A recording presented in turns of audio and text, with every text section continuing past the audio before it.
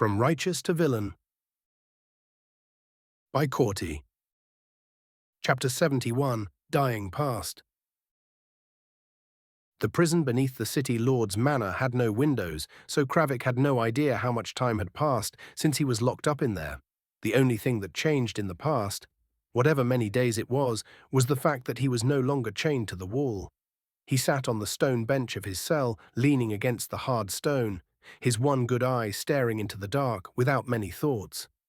The scar where his left eye had been in the past itched a little, but he was already used to it, knowing it was just some kind of phantom pain, because no matter how many times he tried to scratch it or not, it would do nothing. It wasn't going away. Then, there was noise, somewhere far away, making him flinch. He knew that sound, the iron gate to this dungeon opening. It didn't take long for him to squint as a bright lamplight's golden hue blinded him as it spilled across the filth-caked floor of his cell. But this time there was no grumpy guard with a tray of gruel. Instead, Lord Edrin Valcroft came down to see him again. Why? He told him everything already. No? Was it another round of questions? Or... For a moment, Valcroft's cold blue eyes studied Kravik, looking for whatever he was searching. Still breathing, he murmured almost to himself. Lucky. Kravik said nothing. It was useless to do so anyway. What was he doing here in the first place? He should be looking for Risa and her artifact. No? He couldn't think of any reason why the city lord wasn't somewhere else already. Get him ready. And just like that, Valcroft turned without another word, his cloak brushing the stones, and from behind his shadow, 2 guards stepped out, opening Kravik's cell, heading directly towards him. In response, he just exhaled slowly as he had seen enough executions in his life to know what came next. Finally, it was over. The preparations began at dawn as Kravik realized, being brought out from the dungeon into a private garden behind the city lord's mansion. It was good to see the sun one last time while the guards came with buckets of water. Will he be made to drown? That was what he thought, but no. That didn't happen. Instead, they stripped him, ordering him to scrub all the grime from his skin until it burned raw. He got to use soap too. What was going on? Is this some kind of ritual? Well, if it is, at least he won't head to the afterlife looking like a beggar. They even shaved the wild beard that had grown unchecked on his face for months. Next, his hair was hacked shorter, though not with much care, but at least he was presentable. Lastly, a plain tunic and trousers were thrust into his hands, which were surprisingly clean, further confusing him. He was about to ask what was happening when a hot meal followed suit. For a moment, he just watched the slab of roasted pork, the bread that was still warm from the oven, and a cup of watered wine sitting in a mug next to it. Kravik was almost refusing to play along in this sick game. But then his stomach rumbled angrily. Whatever. Last meal, he muttered as he ate it all slowly, methodically, savoring each bite. It was plain, but it was good. As he chewed the final crust, he felt something unexpected settle within him, as if he understood why he was suddenly treated like a proper human once again. It was not fear that he felt, not even anger. It was just peace. Actual peace. It came from within and with an understanding that he had lived longer than he deserved. He had followed Risa, trusted her, fought for her, and done things for the crows that would have landed him under the headman's axe without giving him a dinner or a bath before it. He knew he had been a type of monster people scare their kids with, but he was fine with it because he felt he had his own family. Yet, in the end, he had been repaid with betrayal. Fitting, he muttered, tasting the cheap wine, shrugging. He had waded through blood, burned bridges, killed men and women whose names he never learned. Those spirits wouldn't want him to have such a send-off, so he was even gloating now, albeit he wouldn't show it beside a lopsided smile. When the meal was gone, the guards bound his wrists, but not cruelly, just enough to keep him away from sudden movements. Not that he would resist, not even when a rough cloth bag was drawn over his head, plunging him into relative darkness. With endless calmness, he let them lead the way and was a bit surprised he was made to climb into a carriage. But, oh well. Sitting there, he could feel the cobblestones rattling the coach beneath him, hearing the creak of wheels, the clop of hooves. Was this going to be a public execution? Was there to be a big announcement? Cheering crowd, he was hoping that was the case. At least it would give him a bit of recognition before going out. It could be even fun. Why not? It was over already anyway. Calming himself, not wanting to suddenly laugh at his thoughts, Kravik counted his breaths, doing his best to retain a tinge of dignity. 1, 2, 3. 30 to a minute. The ride was 15 minutes, perhaps 20, or just 10. Whatever. It was enough to leave the manor behind, enough to reach the city square, the gallows, the waiting crowd. But no crowd screamed as far as he could hear it, even when the wheels ground to a complete halt. There was only shuffling and the carriage doors opening before a pair of rough hands seized him, pulling him down onto the uneven ground. For a moment, he thought he would be dragged to the block, but instead the bag was yanked from his head. Hissing a little, Kravik blinked against the sudden light coming straight into his good eye, making him see flashes and vague silhouettes before everything finally cleared up. To his surprise, he was not in the square, nor at the gallows in some hidden-away street. There were no jeering voices, no scaffold, no noose, but at least it was a street that for sure wasn't in the brightest part of the city. It even felt nostalgic, reminding him of Corvar. Wait, where was he in the first place? Looking around, he expected to see the guards at his side, but no. They were gone, and instead he stood on a narrow street, empty of all but the shadows of the houses around him, while the sun was still only climbing upwards. Huh? He was about to ask them, was this a joke? Or what? But the cart was already gone, along with the guards, and he was left alone. Raising his hand, he noticed that the binds were also cut, letting him move his hand. And then a sweet scent hit his nose. Come on. What was going on? Following it, he realized that he had been led to a modest building, its sides considerably weathered by the elements, with a simple sign above the door shaped like a loaf of bread. A bakery. Confusion struck harder than fear ever could. Was he dead? Was this already the afterlife? Trying to see if that was the case, Kravik turned in a slow circle, scanning the alleys, windows and rooftops. Nothing. No one. Maybe this was the afterlife. Huh. It felt similar to being alive, so he was really confused now. Because if it isn't that, then this is just a cruel joke, he thought. A test. Perhaps Valcroft had loosed him as prey, waiting for the first fool to show him kindness before the hammer fell and bam, smash his head in. Perhaps this was humiliation, to make him feel he was given a new life before an arrow finds him in the back. Ah yes, this had to be some kind of mental torture. His lips curled in a bitter smile. It would not be the first cruel jest fate had played on him.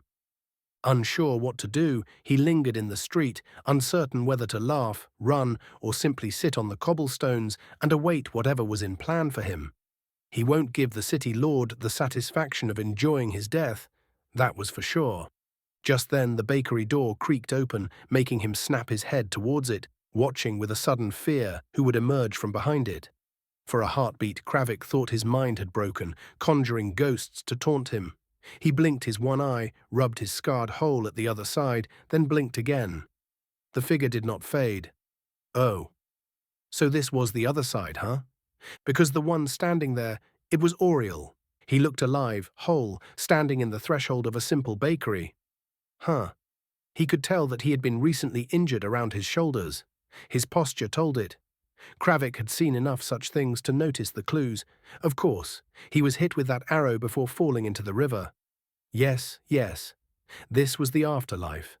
Well, at least he will have one friend he can talk with about what happened to them all. At the same time, in the same city, in a lovely room within Silverhaven, someone Kravik would want to drown in a spoonful of water was being interrogated.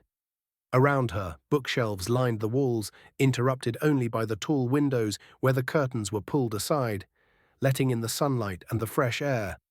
Yet, the scene within was anything but fitting to such a room.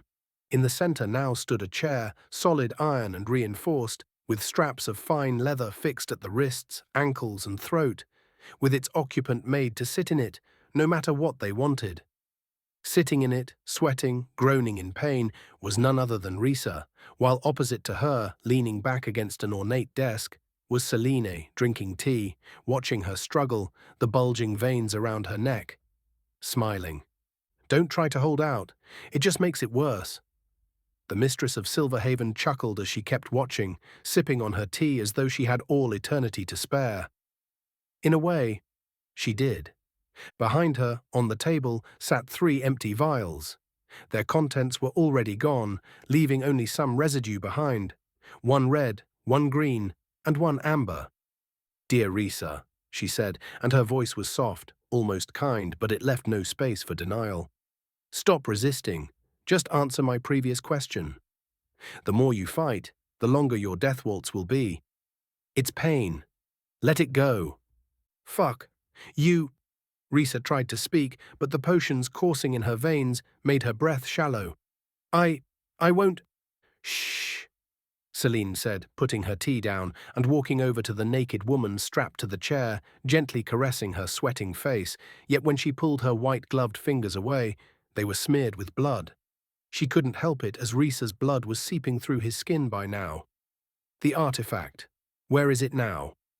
Fighting against the effects, Risa clenched her teeth, but the potion worked, and her defenses were broken down one by one without leaving her any chance.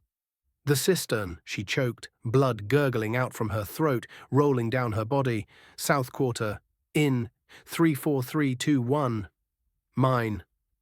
She fought, using the coded language she knew, the only defense she had, as it was the truth. It was what the potion forced her to speak. But she wasn't sure if Selene could break her code or not.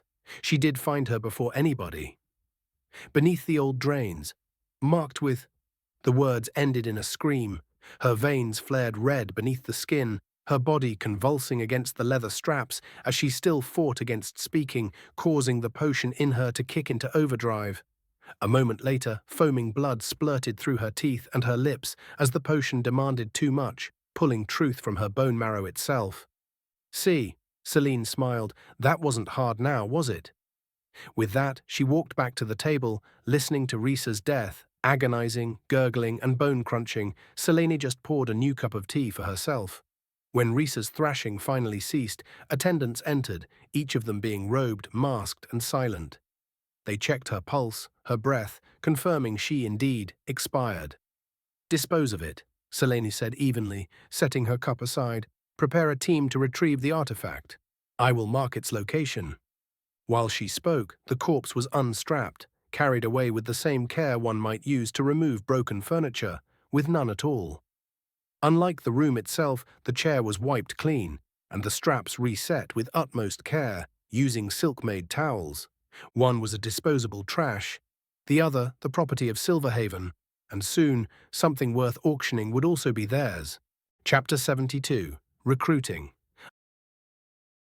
I heard when the carriage arrived, so after getting up from my seat, testing my shoulder that was as good as healed, I walked out, ready to greet Kravik. It was interesting to meet him after all that had happened to us both. If you had asked me if I thought I would ever see him again, I would confidently say no. Yet here we were. At first, Kravik just stood there, looking like a ghost of a man, blinking his one remaining eye like he had stepped into the afterlife. Ha! He had it rough, huh? His eye was ravaged beyond reason to leave that kind of scarring behind. I will have to get him a proper eye patch. Tsk! Still, his good eye locked on me, disbelief visibly appearing within it. "Long time no see," I broke the silence. "Rough days, huh?" His lips parted, trying to speak, but nothing really came out from between them. He just stood there, didn't move a muscle. For a moment I think he didn't even breathe, while he was just trying to do his best to reboot his brain. "Are you gone deaf too?" I stepped aside, chuckling, and gestured him in. "Come. You look like you've been lobotomized. I do hope it's not the case. Let's eat some muffins that Lyra made, and then we can talk." Finally, the mention of either Lyra or the food made him flinch. Slowly, cautiously, he began walking and then entered, for the first time, looking away from me, glancing around the ground floor of the bakery. I shut the door behind him while watching his body, noticing that he looked smaller. I mean, he was thinner, so much so that it made him appear to shrink as well. It was a weird feeling, comparing how he looked when I first met him to how he was now. "You're real," he muttered hoarsely, finally finding his voice. "Or I've gone and died, and this is the afterlife. Tell me, Auriel, which is it? Because I don't know anymore." "I ain't dead," I snorted as if I was offended. "And if this is the afterlife, it's a poor one. Because let's face it, hardly looks like heaven, and it's too neat for it to be hell." I expected a smile or a chuckle, but sadly neither of them surfaced, and his gaze was too haunted to keep me continuing joking about it. "Kravik," I said firmly, stepping closer, patting his shoulders, "you are not dead. And no, neither am I. Want to know the truth? Let's start with the fact that this is no dream, no afterlife. We are still in Velgrada."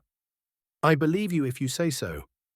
He shook his head, muttering, "What happened?" "I saw you fall into the river with an arrow in your chest." He pointed at my injury. "Well, you are sharp to notice that I was hit." Again, I chuckled, shaking my head, touching my faded injury. "This one you are pointing at is a different one.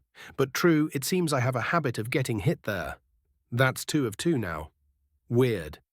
"You lost me there," he mumbled, leading the conversation back to its start.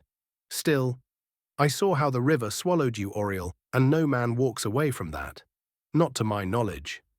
"Well," I spread my hands, "apparently I do."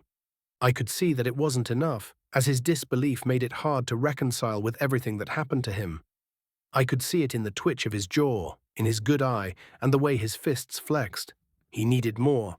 "Let me show you it's not a hallucination either," I said, raising my voice slightly. "Lyra." A moment later, light footsteps descended the stairs, and she appeared, her hair tied loosely back. "Kravik," I said, motioning toward her.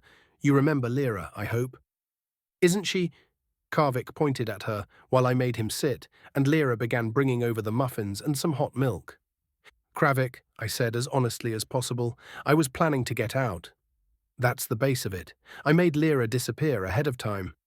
This whole artifact business, especially the issue with the guild.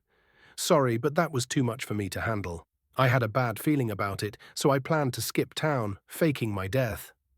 The arrow was, well, unexpected. I told him as much as he needed to know, without going into unnecessary detail. I did not count on it, so it almost made me die, but I got lucky." "And he was right to leave," Lyra joined in on it, looking at Kravik. "He's telling you the truth, going by simply just, well, looking at you. Escaping that gang of yours was his best decision." Kravik's shoulders sagged at the sound of that, and the disbelief changed into something else in his eyes. Sorrow, perhaps, or relief.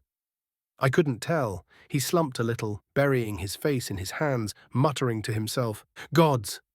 His voice broke. "If I knew what would happen after that bloody skirmish, I would have—" He cut himself off, shaking his head, looking up, taking one of the muffins and stuffing it into his mouth so he didn't have to talk. "I can see that," I started. "The artifact. It was too much trouble. I was there when the caravan was raided for it, and honestly speaking, I think I learned that it just brings trouble on your head. Like some kind of elven scourge, a jinx." "It is elven," Lyra shrugged. "It could be cursed. Tell me about it." Kravik snorted as he lifted his head, staring at me with that single eye, and finally, for the first time, he began chuckling. "You were right. Smart, even. Back then, I think if you had told me about it, I wouldn't have understood your fears. I would have called you a coward, or worse, a traitor. Ha, I would have snitched you out to Risa. But now—" He spread his hands before pointing at his missing eye. "Now I see it. That thing was poison from the start. We thought it was gold, but it was rot, a plague. And Risa—" His jaw clenched, and I could hear him grinding his teeth. "She proved it to be a fast-acting one." "Then you don't blame me?" I asked carefully. "Blame you?" He let loose another laugh, but this time it was bitter, but a laugh nonetheless. "No, I envy you, kid. You got out in time. Smart. You saw what I didn't, not until her crossbow shot me in the face." "I'm glad to hear that." I leaned forward, elbows on the table, watching him eat, already stuffing the third muffin into his mouth. Then let me tell you what I've done since. Because I wasn't idle, otherwise I wouldn't have been influential enough to get you out of the City Lord's dungeon. Wait, you did that? He asked, a piece of food falling out of his mouth, glaring at me. What do you think? Why else would you be dropped off at my doorstep? I made a deal for your freedom. What deal? He asked, gulping, wiping his mouth. Tell me. And so I did. I told him how we arrived in Velgrada and how I had created a new face and a new name. This time, I didn't really hold back anything, as I needed him to believe me fully and understand the situation we were in. I told him how Shade's name came to be. I told him about Varen and Sons, how we started with actually nothing, until I found myself facing off against the Crimson Ledger, and how I got to meet the City Lord. I told him about the children, the bakery, how we got it, and the front it gave us. This included the current situation in the city and the previous assassination attempt on our lives. I told him my future plans, not just the fact that Lyra was learning how to make potions, but also how she had already succeeded in it, including the fact that I was planning to establish myself even more in this city with the goal of striking it big. But we are still tiny, I finished, meeting his gaze. When I learned you were here, I wanted to get you out. Of course, Valcroft has stipulations. You can't leave the city for one. I guessed as much, he muttered, shaking his head, still going over everything I just told him. You want me to join you? Yes, I answered before he could finish his question. After that, Kravik was silent for a long while. I watched as his eye flicked from me to Lyra, then around the bakery, as if weighing everything, going over it in his head multiple times before he finally leaned back, exhaling. You've made yourself into something, Auriel. Something bigger than the crows ever were, I think. No, we are not that big, I admitted. We aren't running businesses and rackets. Not yet. That's why I need you. You have the experience. And I won't lie to you, I continued. This life is dangerous, but you know that. So I need someone I can trust at my side, someone who knows me and the business well, and someone who's not afraid of dirty work. I need you. His silence resumed once again, making me wait more. I would lie if I didn't acknowledge that my heart beat a little faster, waiting for his answer. What would I do if he says no? Kill him? No. I don't think I could do it. Why did I even think of that? Just because I told him everything. Then at last he leaned forward, resting his scarred forearms on the table, watching Lyra first, starting with her again before looking at me. By then his expression softened, speaking in a calm-down tone. I could tell that by the moment he opened his mouth, he had considered everything and came to a firm decision. I should be dead, he started. Honestly, I was ready for it. When they cleaned me, fed me, and put that bag over my head, I thought it was the end. And I made peace with it. But instead, I end up here. With you? Damn, if that isn't confusing, I don't know what is. He shook his head, laughing. Feels like fate, doesn't it? First, I welcome you into my family, and now you are doing the same to me. Like some weird joke. His gaze locked with mine, turning much more serious. I don't care if it's fate or madness, Auriel. I'm done questioning it in my head. You're the last friend I've got in this rotten world, and you were honest with me. More than I can ask for. If you want me as your right hand, then that's what I'll be. No matter what jobs you put in front of me, no matter how dirty they are, I swear it. It will be done.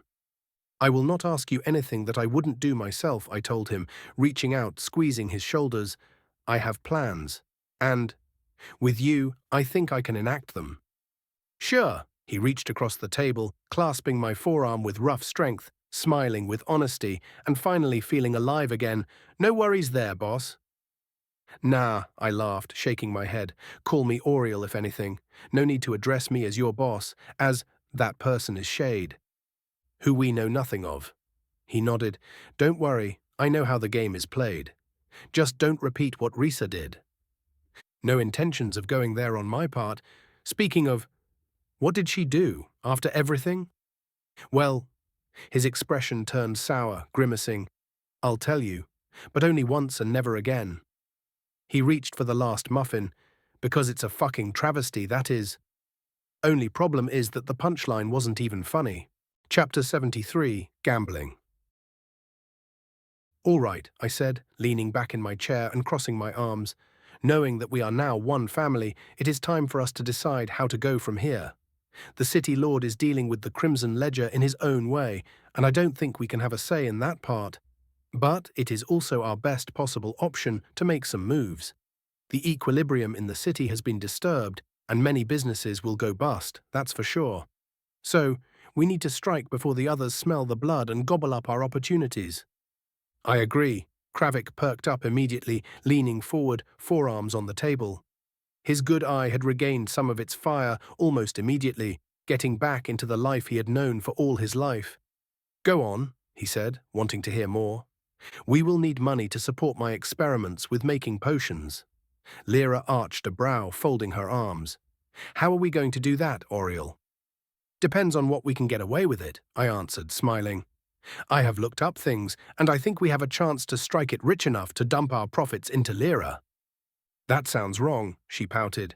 Brewing potions is the best way to get filthy rich, Kravik smiled, so it is a great investment, no matter how much it siphons away at the start. You already told me everything, and if you manage to create one potion already, it shows that we must rely on you. Ha!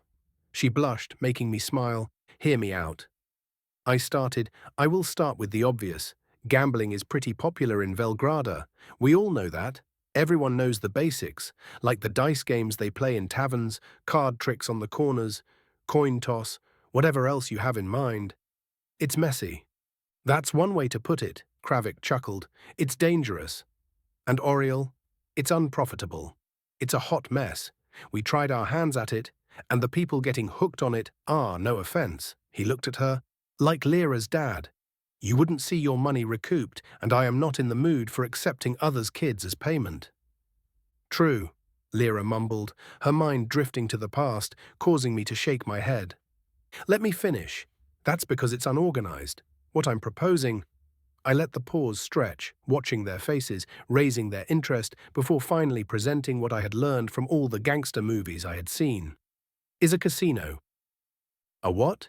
Kravik blinked his eye, then his mouth twitched. Then he burst out laughing, the first time I had seen him do so since coming into the bakery. A casino? Weird name. What's that? Are you trying to run some new type of inn? Kind of, I nodded, with ample gambling. Eh? He kept laughing. A bloody palace for dice and cards. Ha! Now that's an idea. Tell me more before my ribs crack again. I am not joking, Kravik. I smiled and glanced at Lyra, who wasn't laughing. Instead, she tilted her head, her eyes narrowing. I mean nothing like a gambling den. I continued, seeing where her thoughts were heading. Those already exist, and I would bet anything that at least half the ledger's income comes from them. Or it's how they keep people on a close leash. No. I shook my head. We won't do it like that. Not like them. I am not aiming at the low-life gamblers who will put their daily coppers on the table to lose them all. I am aiming for the big money. I'm talking about something different. A place that looks like luxury, with clean tables, silk curtains, and proper music. A bar with polished wood and chandeliers hanging overhead. You just sit down, and then a sweet-smelling girl brings you your favorite wine. All the filth would exchange hands on the tables in the form of chips. It would be where the city's elite can come and play. Win and lose. Mostly lose. I want it to have the illusion of class and prestige, with a spice of debauchery on top. I want people not to walk in thinking they're being fleeced, but they walk in thinking they're the lovers of Lady Luck and will win big. And then, I tapped the table. The house wins. Always. Describing it like that.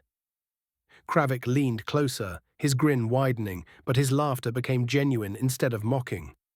You mean to tell me we can rob them blind while they beg us to keep going? If you put it like that. Yeah. Pretty much, I nodded. That's the trick, my friend. You don't need to put a knife to a merchant's throat if he's already handing you his purse with a smile. We will rob them openly. That... Lyra's brow furrowed, finally speaking, you sound far too confident about this. That's because I've seen it before. I blurted it out without thinking. Back in my old life. I added hurriedly, a different place, different world, altogether. Kravik's eye gleamed visibly, liking the idea. So what should we do? Because setting up a place like that is not cheap, nor is it easy. And what kind of plays would we have there? Tossing a horseshoe in a place like that doesn't sound… Fine, Lyra muttered, pursing her lips. I know of the games they play here, and I have new ones in mind that I'd like to introduce. I started simple. It mostly has to do with cards. Everyone plays them, so it would be the easiest to build on. Also, it is easy to rig if you know what you're doing. For instance, we can mark the decks and use shills in the crowd to raise the stakes. Let a man win small a few times, get him greedy, then bleed him dry. He won't even notice until he's gone. Of course, these small tricks are for the start, only until we can expand and attract the big players. That's easy, Kravik chuckled, nodding. We had cheats in the Crows, sure, but never as organized as you are painting it now. A place like that will need security, Auriel. People are used to settling cheaters with a knife to the gut. Exactly, I said, and if they do, that's where you come in. You would be the head of security, so I would leave it all to you to organize as you see fit. You would be the muscle. That I can do. He thumped his chest proudly. Happy to toss out the sore losers, after I regained my form, that is. We must do it clean. I pressed on the point. The place has to look legit and neat. I want its name to spread so everyone knows they can gamble there without worrying about being scammed. We will have dealers and staff to maintain the image of impartiality. The big names also love to gamble, but because it is looked upon as the pastime of low-life addicts, we will have to change that, so they come in and we can reap the big money. They may play some cards behind closed doors, but I bet you a lot that their paranoia is always at an all-time high. Our place could be what they look up to as perfectly neutral grounds. This already sounds so complicated, Lyra muttered, sighing while I just continued. Maybe. Anyway, next roulette, I added, sketching a circle on the table with my finger. A spinning wheel with numbers, a ball dropped in, bets placed on where it lands. Looks random, yeah? But we can weigh the wheel, tilt it, or slow it just enough to favor certain numbers. To the eye, it's luck. To us? It's perfect control who wins and who loses, especially if we can get some magnets. Whoa, Kravik's jaw dropped. You're telling me we spin a ball and they would throw their gold at it? Believe me, they will, I grinned. And wait until you hear the next one. Machines. Machines? He frowned. What machines? Easy. Picture a wooden box, I said, doing my best impression by moving my hands, totally getting into the mood, with a lever on the side. Inside, there would be multiple gears and reels with painted symbols. Whatever we want. To play, the player puts in his money, pulls the lever, the reels spin, and when they stop, the symbols line up. If they match, he wins. Simple. If they don't match, money goes to us. He thinks it's a game of chance. Not exactly, because we fix the gears.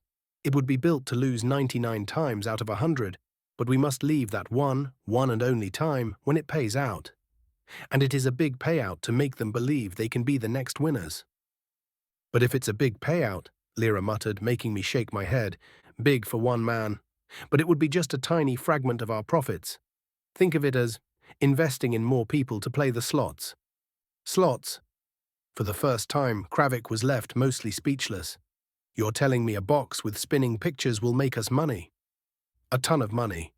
I leaned back, letting them chew through it all, and they'll thank us for the privilege. Fuck, Kravik slapped the table, laughing so hard again that he nearly choked on his saliva. By the gods, if this fucking works, you're a bloody genius. On the other hand, Lyra once again still wasn't laughing. She crossed her arms tighter, her eyes going back and forth between us. And what happens when the ledger notices you stealing their market? Or when Valcroft wonders why half the merchants are suddenly broke? Not if we pay Valcroft his earnings in taxes, I met her gaze. Plus, that's why it can't just be dice and cards. If we resemble another den, we're doomed from the start, because I want it to be a place where both the ledger's leaders and the city lord can come to have fun. So besides being entertaining via gambling, we need backups. A theatre, a bar, both. I haven't decided yet, maybe even whores, but the luxurious ones. Finding all that won't be easy. She nodded, her mind already adding it all up. We can worry about that later, I am just outlining a plan that has multiple steps, I continued. When we get there, we can add shows, live music, singers and dancers. We would stock the bar with the best drinks, the staff would look prim and proper, and when someone performed, it would mean something. They would have a name and would want to perform. Because you wouldn't make it, not until you had a gig at our place, a proper place for the elite. Sounds like a dream, Kravik hummed, leaning back in his chair. So when a man loses his gold, we sell him a drink to dull the pain. Then we also send a girl to warm his bed. And then he comes back tomorrow to lose the rest he has. Ha! It's beautiful. Brothels are risky, Lyra interjected once again. That's a different world entirely. I know, I admitted, but that's a later problem. First, we need to build it up, step by step. Start with the gambling.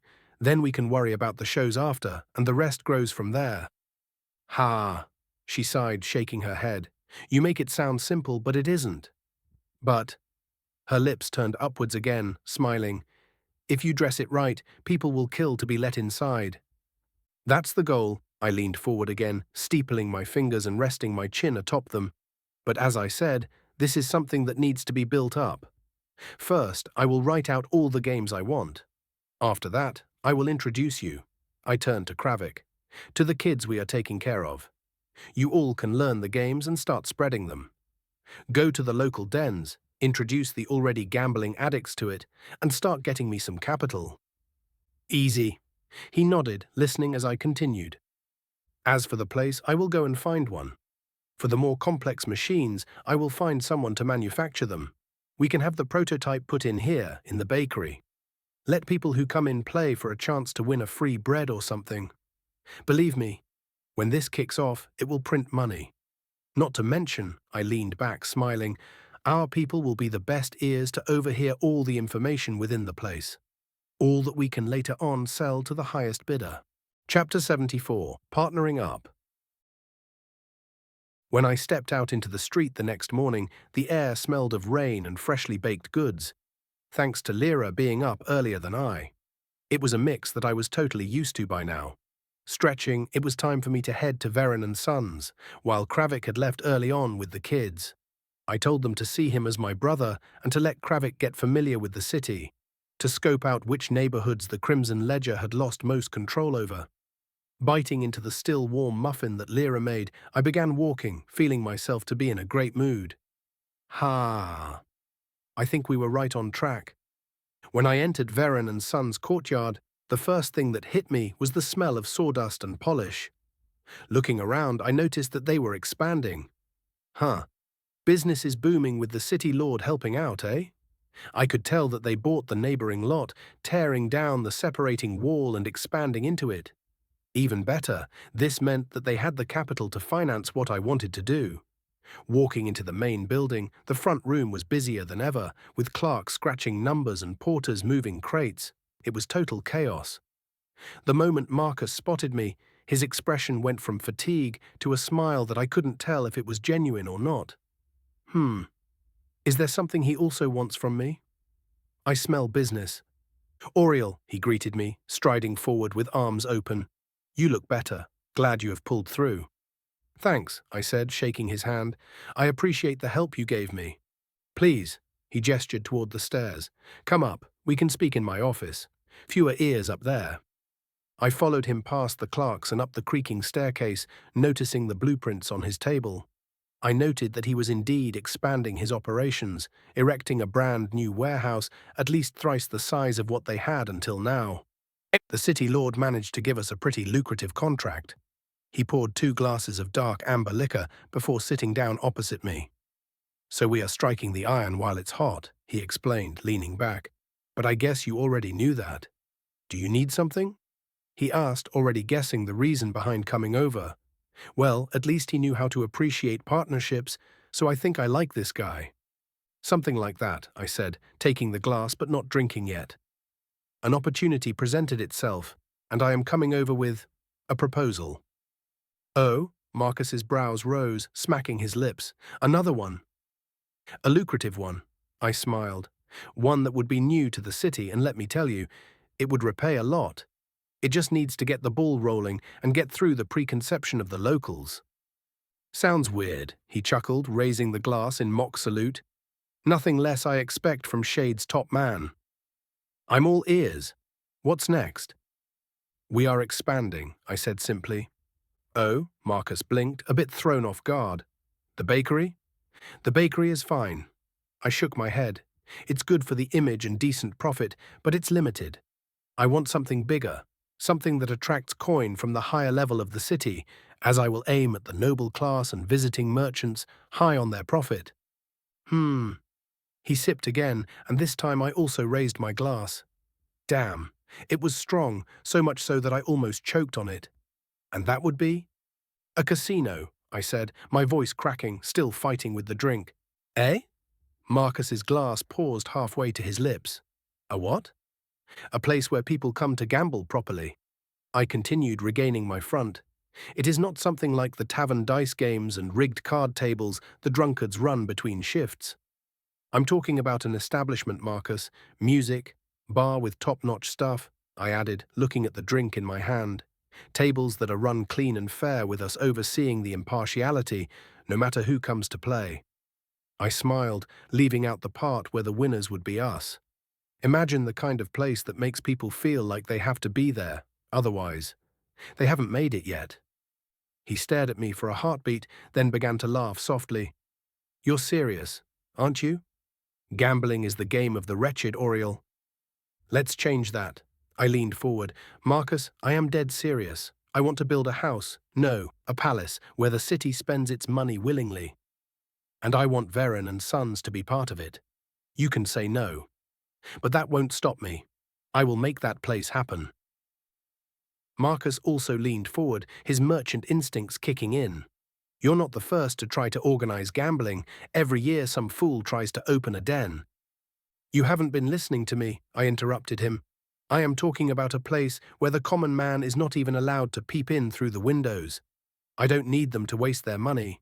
I am not here to rob the already poor of a handful of coins, one at a time. I want the big players, those who may put up houses to match the bet of their hated rivals. Do you understand? Maybe. Marcus frowned. And you think Valcroft will allow it? He'll more than allow it, I said confidently. He'll profit from it. We'll pay taxes, and he'll see the difference between us and the nobodies in pubs. Ultimately, he'll protect what benefits him. Not to mention, I am fairly certain he himself will waste a good amount of cash there, thinking it will get back to him anyway. Marcus swirled his glass thoughtfully. Let's assume you succeed. What do you want from me? Partnership, I said simply. I need a merchant's network to set things up. I need warehouses, carpenters, craftsmen, and suppliers. You already have all of that. That much is clear. I came to you because I want you to help me build it. And in exchange, you'll have an investment that pays more than anything you have your hand in, trust me. I will also let you put up your name for advertising. Believe me, sooner or later, people will want to pay to be the month's current sponsor, just so people know their names. That's all nice and all, Auriel. But it's not a reality yet. His eyes narrowed slightly. And you're asking for how much coin? Not much at first, I lied easily.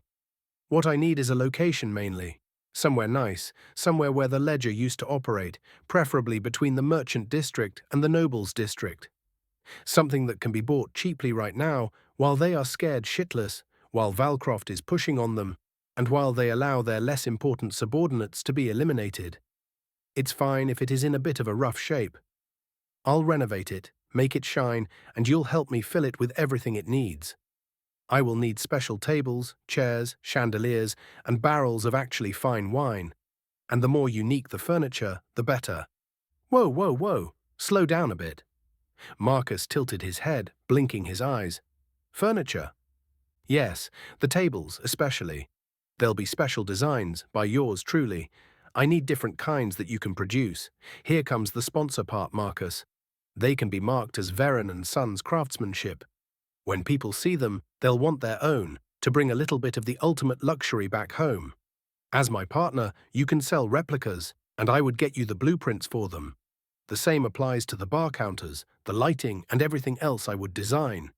You'll have a monopoly on them and sell them later on. Watching him, I could tell that got him. I could almost see the gears turning in his mind and greed lighting up in his eyes. You mean to say, he whispered slowly, that I would supply the materials, the design and the trade channels, and much more. And in return, I'd have exclusive rights to sell similar models to others later. Exactly, I hummed, emptying my glass. The city's going to start craving whatever style we create, and you'll be the only one selling it. I can't tell when it will get popular. I can only tell you that it will get popular. Risky, he grinned despite himself, but that's clever, dirty for playing me like this. But clever. I prefer efficient. I chuckled, leaning back, letting him think it over. I watched as he stood and walked to the window, looking down at the busy workshop below, where his people moved the crates.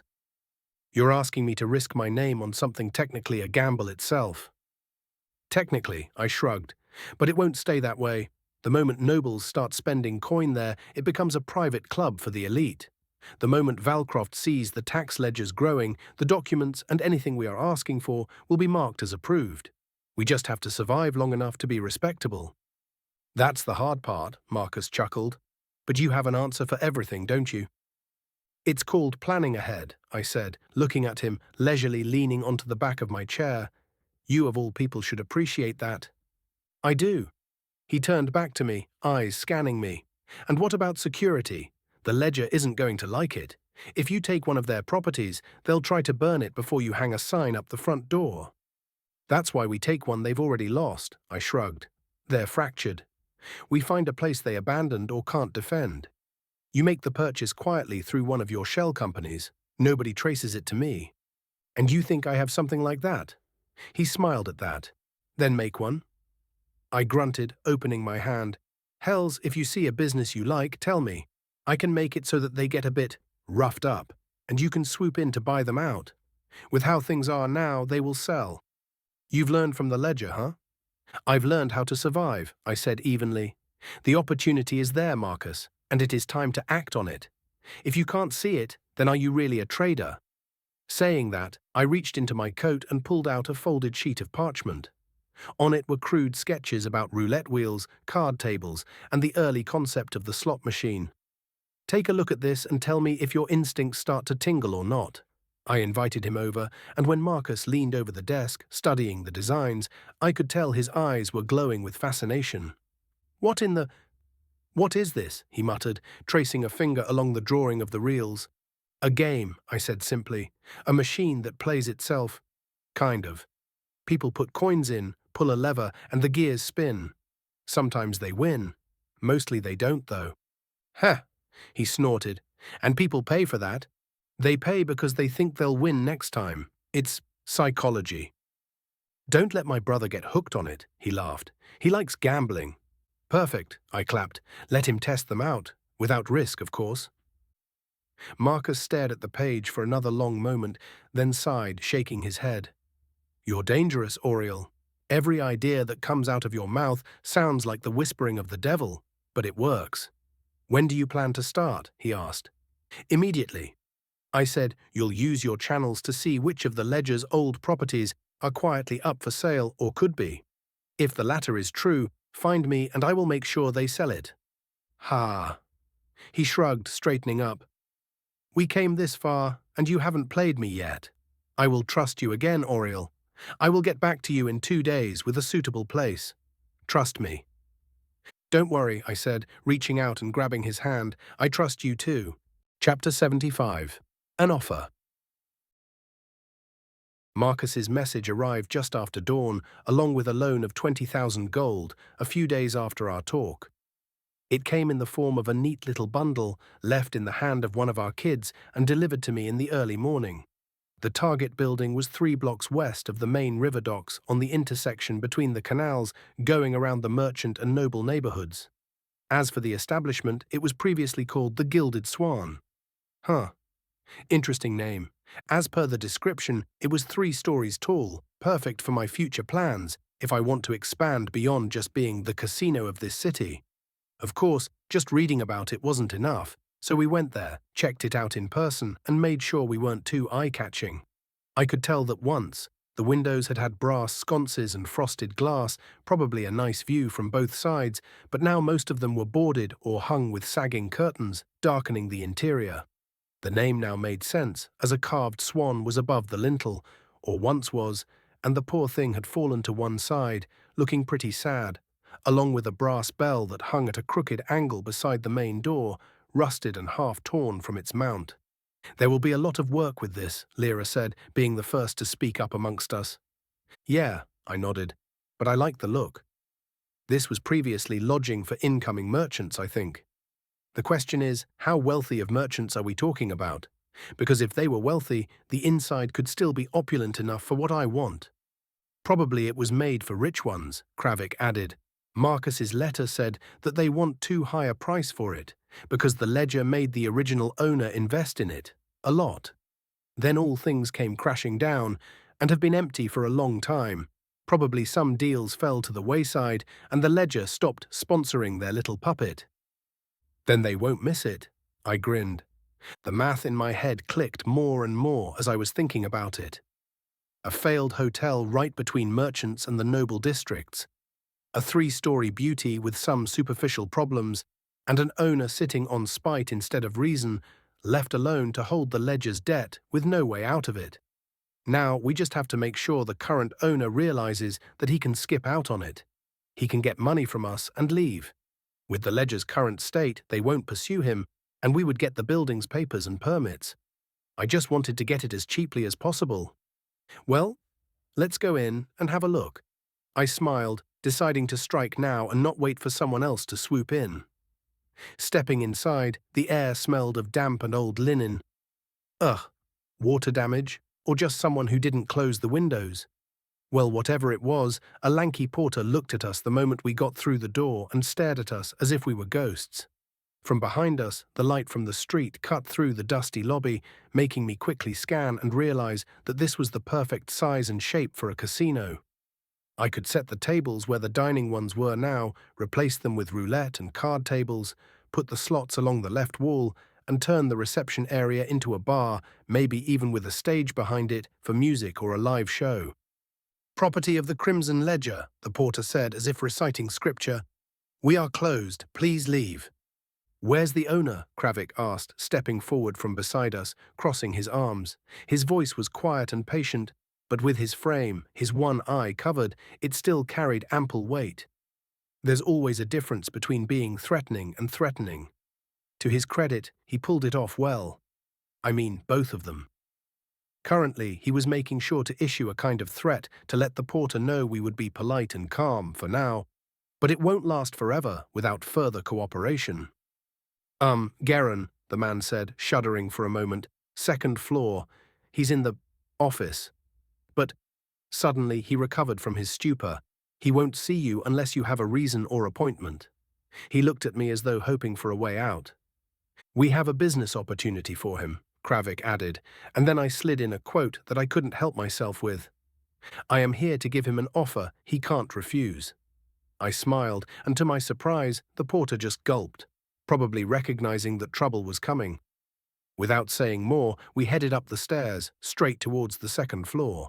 The stairway was pretty wide, allowing all 3 of us to go up it side by side, and it felt sturdy, though it lacked proper care. But a bit of wood polish and whatnot, and this place could be returned to its glory. The more I looked, the more it seemed like the materials used here were top-notch as far as I was concerned. A bit of remodeling, and we will turn the second floor into a VIP, invitation-only section, where private games could be held with our supervision away from prying eyes. As for Garen's office, it smelled like spilled ink and bleach, which he had tried to use to clean it up when we entered. He sat behind a massive desk, looking a bit haggard, with a bundle of stacks, letters and books before him, counting his losses, I assume. "Who are you?" he asked, looking at us, alert, on edge, the moment we stepped through the door. "That is not that important," I said. "What matters is that we heard you have a place for sale." "Sale?" Garen's face went a shade redder. "We are negotiating, but the ledger—" He stabbed a finger at the pin on his breast, as if it were a shield. "You know the ledger's terms. Where is your identifier?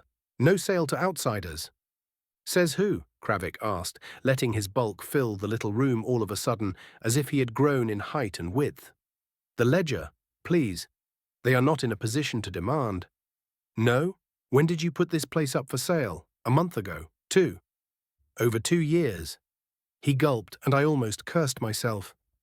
What the hell? Was this never opened? Or in use?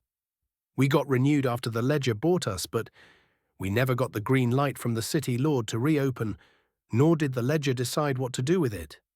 With us. I have been trying to sell it since then. Well, if someone is this easy to spill the beans, I already own this place. Otherwise, he wouldn't be so forthcoming. But I held my excitement back and watched as Kravik continued. You're paying for nothing, only to keep empty rooms from falling down. You're feeding rats and mice and excuses, not actual customers, aren't you? Well, your lucky day has arrived, little man. We want to buy it. He walked closer, set his palm flat on the desk, making the wood groan. Garen's eyes flinched, and I could see the veins on his neck appear. He was both afraid and angry. We do not sell to unauthorized buyers. It first has to go through the ledger. Respectable, I chuckled, coming closer too. The ledger is currently in the middle of being, let us be honest. I looked into his eyes, smiling. They are getting fucked. Without lube. So, be a good man and give me a fair price. I can't sell to outsiders or what? I raised an eyebrow. Or the ledger comes after you, I asked, watching him nod, and in turn Kravik just glanced towards Lyra, who stayed behind, standing at the door, closing it, picking the key out from the lock, making Garen gulp. Are you, I asked in a low voice, a ledger member? Kind. Of? That's too bad. I reached out, plucking his pin from his old, faded suit, making him flinch, watching Kravik, who was ready to punch if he tried anything. But he did not. So I was examining the pin, flipping it between my fingers. If I put this on, do I become a ledger member? No. He licked his lips, looking at us. Look, He stuttered and named a number I knew would make Marcus's hair turn white, as he wasn't ready to lend us that much money. Oi, bastard, Kravik's mouth twitched, his temper rising. Do you take us for suckers? We are giving you a fucking way out from here and taking the heat off your back, and you want to rip us off? Want to fall out of the window into a suicide because of your crippling debt? Eh? What? Garen, I said softly, making him glance at me. Look at your books again. Please. I let the pause sit, opening his thick folders, flipping through them. If you cut your price in half, you get coin today, and you can go, pack up, leave the city, and be free from the ledger. But if you refuse us, you can stay and sit in your office, until it burns down around you, with you in it. Garen's face went as pale as the snow, and I watched how his hands trembled, holding on to the armrest of his chair. You lost the moment you threw your lot in with the ledger, because when they go down, all their shell companies do the same. Good luck fighting against the ledger's enemies when you are left alone by your sugar daddy, exposed, standing naked before wolves. They would, he said, voice trembling just as much as his hands, kill me. No, they wouldn't, Kravik said, smiling. We would, though. Anyway, you see the ledger is falling apart, and they won't pursue the matter as they simply can't, unable to. It's time to jump ship.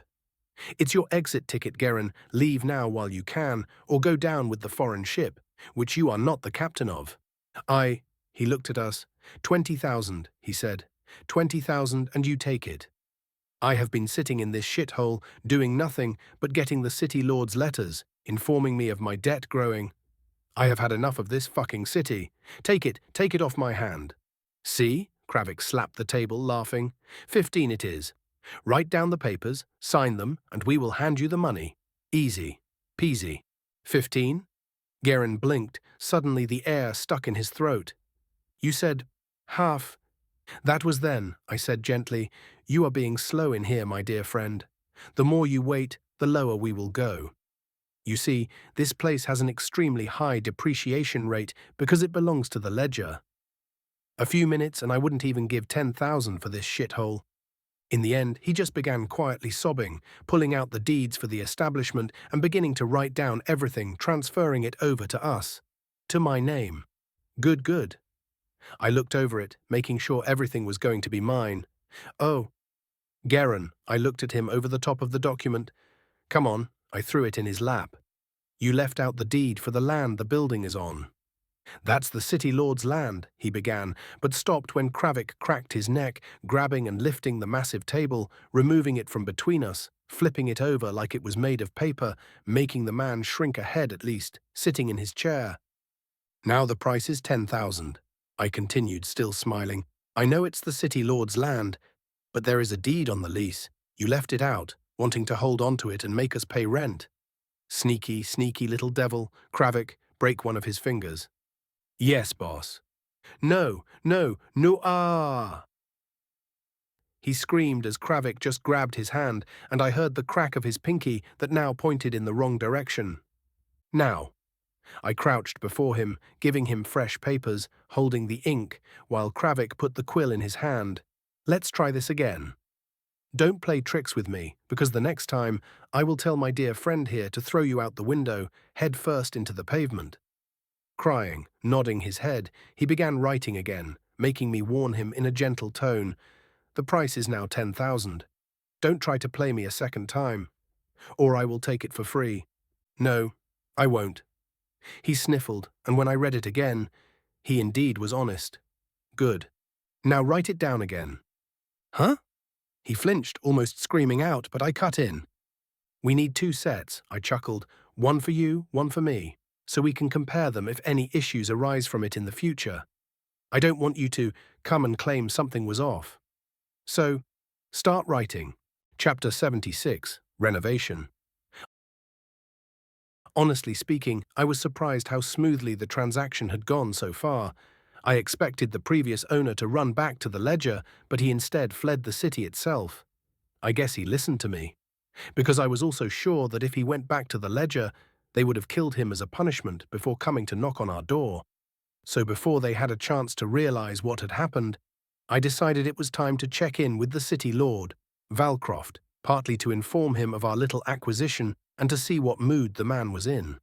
I didn't like making big moves in the city without at least pretending to keep him in the loop, and I had to be careful about how I played my cards. I also had to make Shade seem bigger than I actually was, but also as someone who respected the laws and played by the rules. But there was one issue preventing me from doing just that. The guards at the gate looked more tense than usual, and when I gave them my name, they didn't wave me through right away.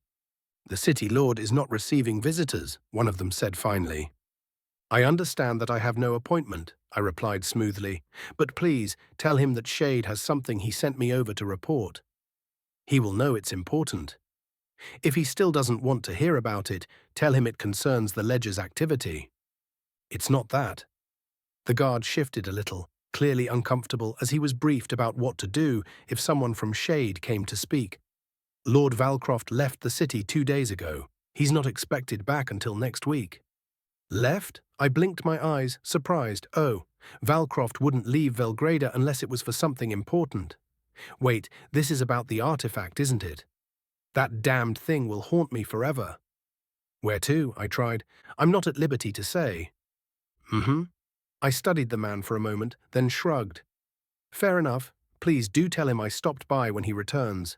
It is important that he hears our news, even if he managed to get his, let's just say, medallion. Please do tell him that. With that, I turned and walked away, thinking, hoping that the artifact, whatever it really was, wouldn't cause me to move cities once again, because if it did, I would go mad. Hells, I will turn myself into a fucking hermit and move into the forest and… Wait. No, I am not turning into Brannick. That would be the worst. Ha! No point in struggling with it. What was done, the deed was mine, and the gilded swan, soon to be restored, was already being gutted and gradually being reborn. As for the name, I think I will keep it along with the swan's logo and symbol. An S is an S, and this whole thing may just be a sign from the universe. Or I'm just being superstitious. Returning, the streets around the gilded swan looked different already, although it was probably because of how Marcus's people moved like ants through and around the building.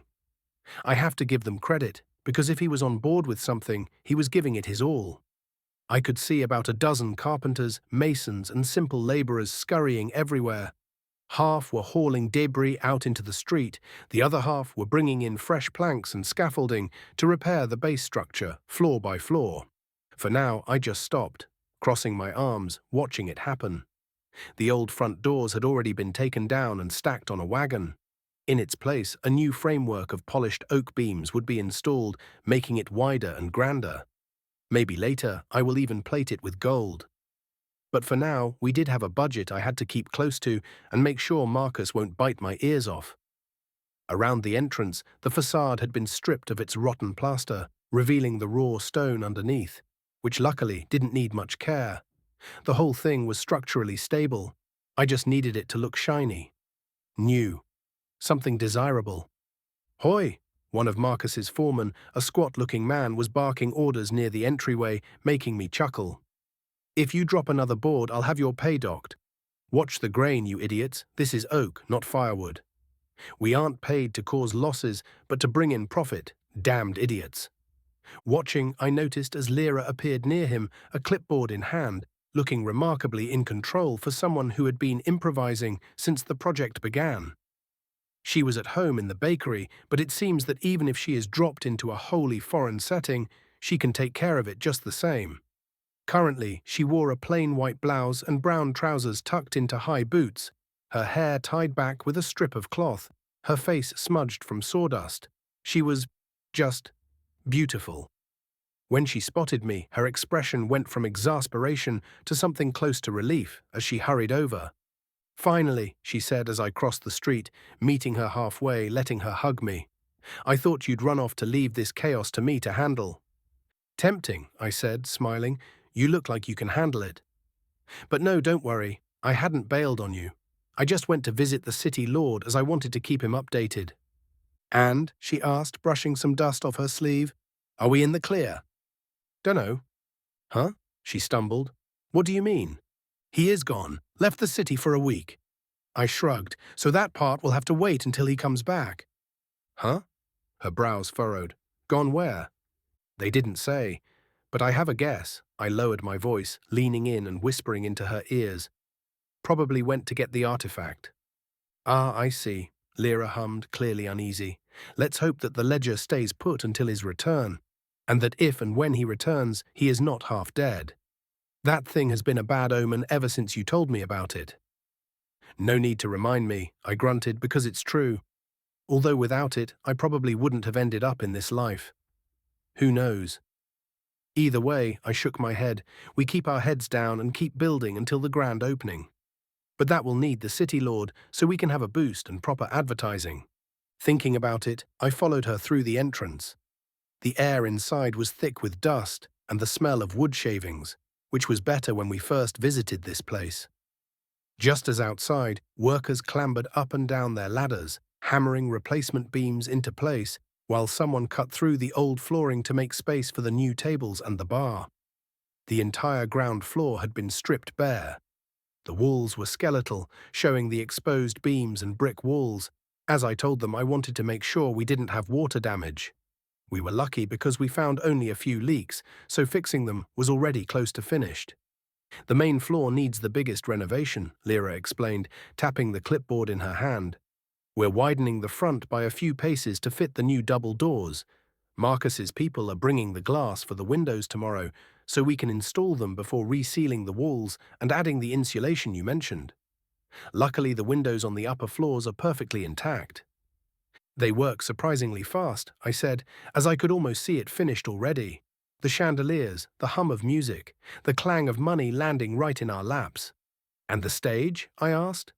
"Back wall," she pointed at it.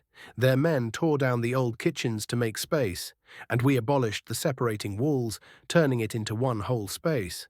Because we won't serve food here, there will be more room for people to spend their money." "Perfect. What about upstairs?" "It needs the least work." She smiled as we climbed the stairs, stepping over piles of tools. On the second floor, sunlight filtered through gaps in the boards that for now covered the windows, so no flying chunks of stone would break them, catching dust in the air. Kravik had already chosen out the proper rooms that would be opened into one big private gambling hall. she said, flipping a page on her clipboard. Marcus said he will have velvet drapes, thick carpet, and a separate bar, all installed in a few days. As for the crew, every table will have a house dealer and 2 watchers, so we'll make the VIP guests feel safe. I just don't know how we're going to find people for it. Or pay them. Our orphans have good fingers to deal. I smiled at her.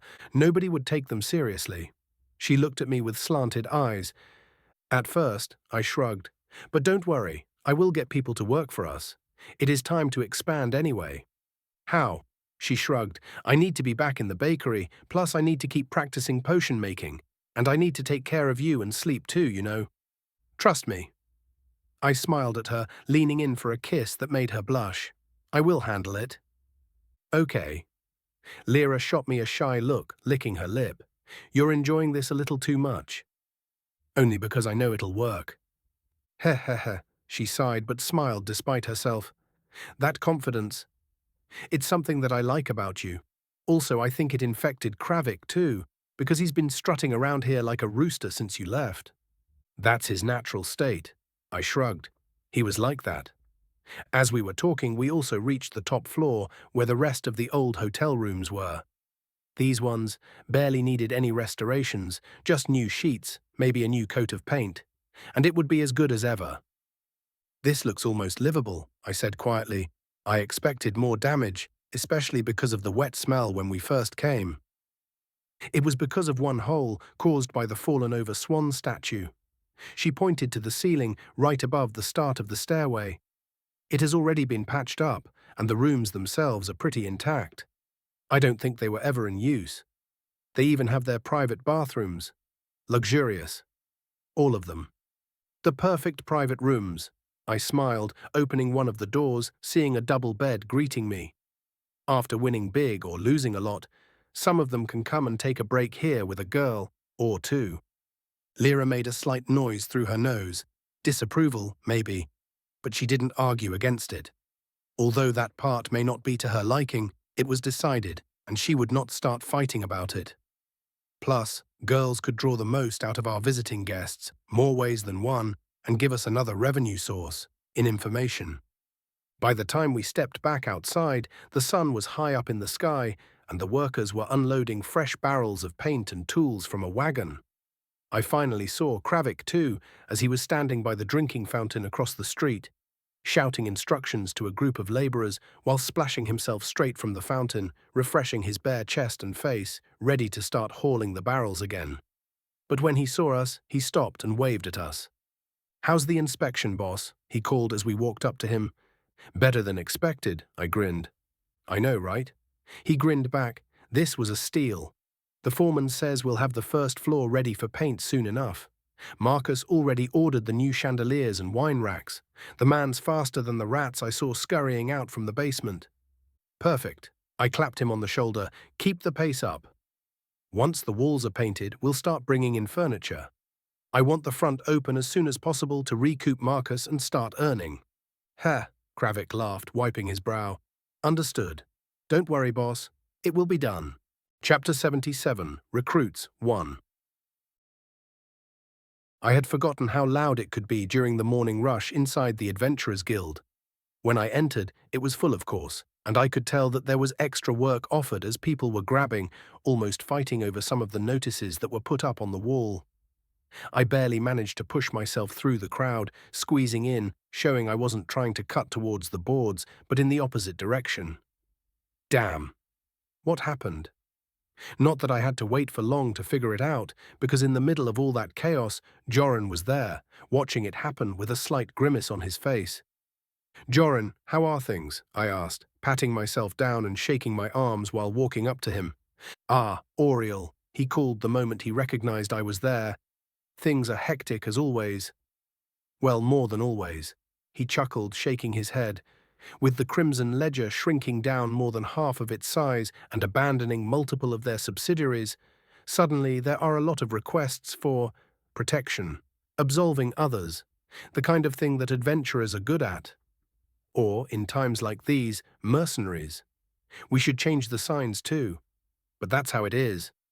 The 2 words are sometimes interchangeable. So, what brings you here? Bored? Need money so you are back to work, the most boring job ever.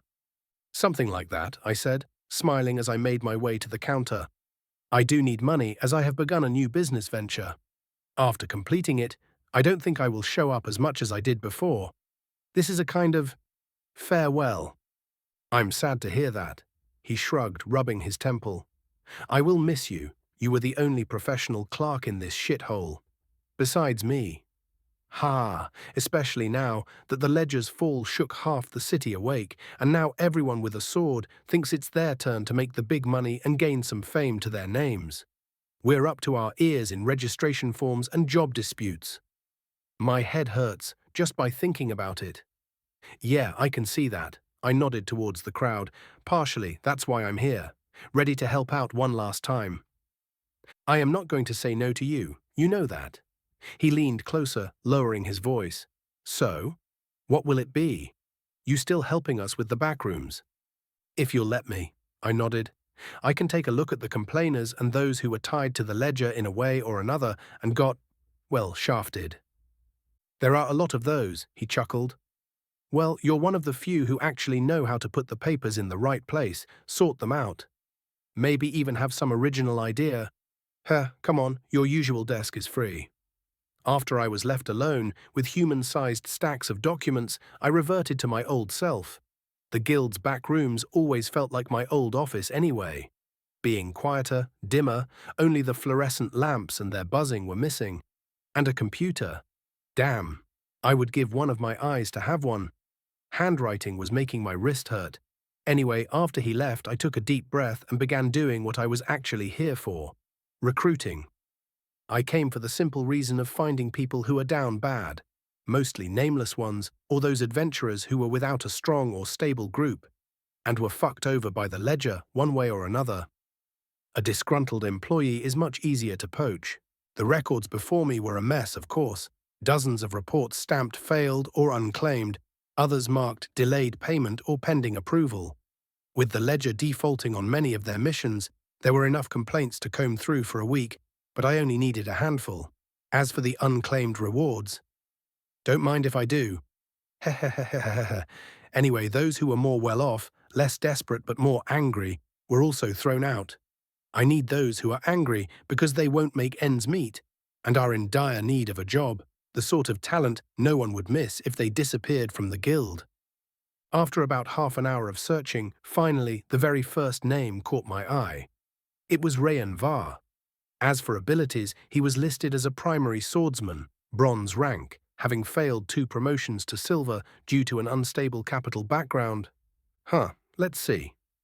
Standing up and walking into the deeper archives, I looked for his dossier. The guild keeps on its members, and when I finally found it, it made me smile and twitch my lips at the same time. The main reasons for the marking as unstable were excessive collateral damage, poor teamwork, and a suspected drinking problem. Collateral damage meant he was strong.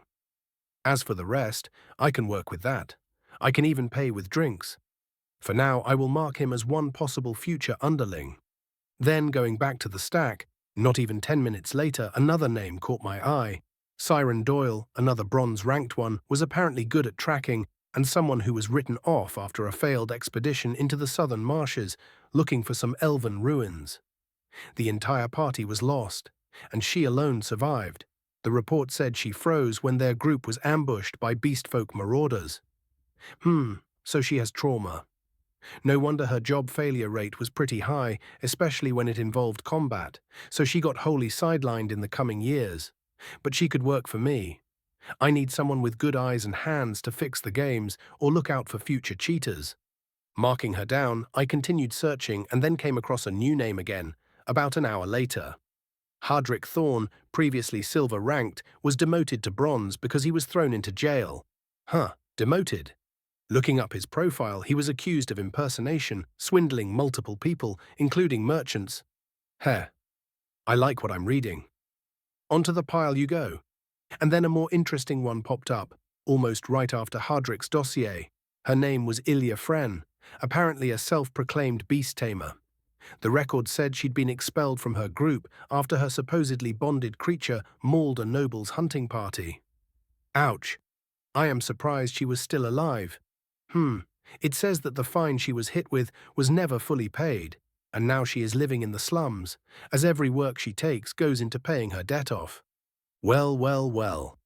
After tracking who that so-called noble was whose party was wiped out by her puppy, I found them, a Ledger-affiliated company's owner. Even better. Now's the time to lift her out of the slums and do it without much effort. Of course, there were others whom I found as my list grew by the hour. By the time the clock on the wall turned and showed it was close to 9 in the evening, I had 24 names on a separate slip of paper, each a possible recruit, which made me sigh with satisfaction as I leaned back, stretched, and smiled faintly. Shade needed enforcers, guards, information gatherers, people who could be shaped into something loyal because they had nowhere else to go. Of course, at first, I will have to micromanage them all until they get into their roles. Then I will promote the truly talented ones, giving them their own little cells and letting them expand as they see fit, promote their own people, so on and so forth, while the information and everything they would be gathering would slowly flow up to me, to their shadow broker, to Shade. Just as I was smiling to myself, Joran came back around, carrying 2 steaming mugs. "Figured you'd forget to eat," he said, setting one down beside me. "You know me too well," I nodded, reaching for the coffee, my favorite liquid food. "You can say that again." He looked at the growing stack of sorted reports and whistled, "By the gods, you actually made this much progress. Are you sure you don't want to join us? I could promote you to my position as my future replacement." "Thank you, Joran, but no, I have a different calling now," I replied, sipping on some really good coffee. I see, he chuckled. "Ha, I will hate seeing this all go back to its usual chaos. But you're not here just to help, are you?" he said finally, smiling at me. "You've got that look again, like you're hunting, or to be more precise, you already caught what you wanted." "You are frighteningly sharp, Joran," I smiled, not denying it, shaking my head. "I do need people." "I'm sharp because I have the experience to see the patterns," he snorted, looking at me with one eye. "I knew it the first day you came in for work. But you also had the look of, how should I say this? Someone who won't bend the rules until they break. Listen, Auriel, as long as you don't drag the guild into it, I don't care what you're planning. But if you're looking for people, you'll find plenty these days. Ever since the ledger started collapsing, adventurers have been left stranded. Half their contracts are unpaid, half their parties broken. Good folk get sent down the shitter too." "That's exactly what I'm looking for," I nodded. "Members who need a new direction." "I guessed as much." Joran gave me a long, assessing look. "Don't screw them over a second time." As someone who was screwed over in the past, I said with a grin, "I am not that kind of boss." "I trust you with that." He laughed, shaking his head. "You always were too clever for your own good, kid.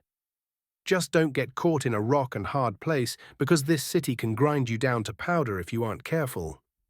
In the end, after Joran left again, I tucked the paper with the final list of names into my coat, ready to leave.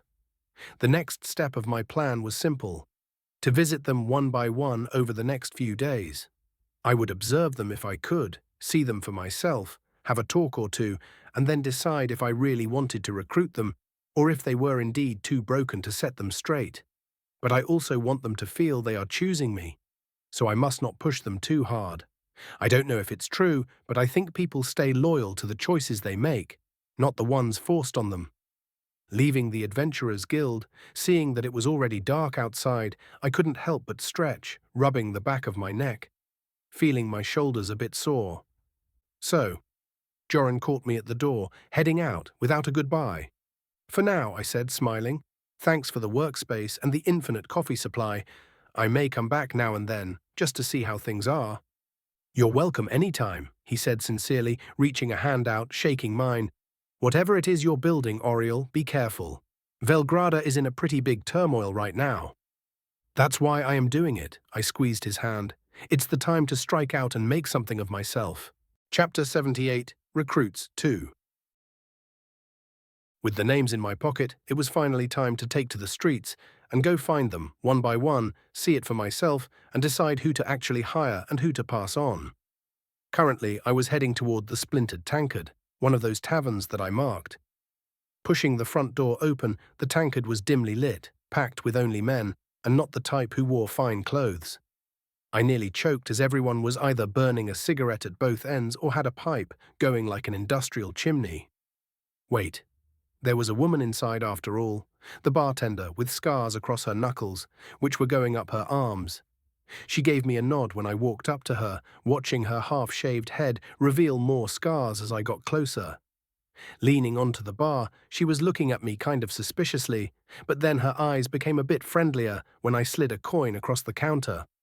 "Hello, I'm looking for someone," I said without lying, as I could tell I was standing out from the crowd and she would smell and dodge all the bullshit I would try throwing at her. "Bronze ranker, sword arm. His name is Rayanvar."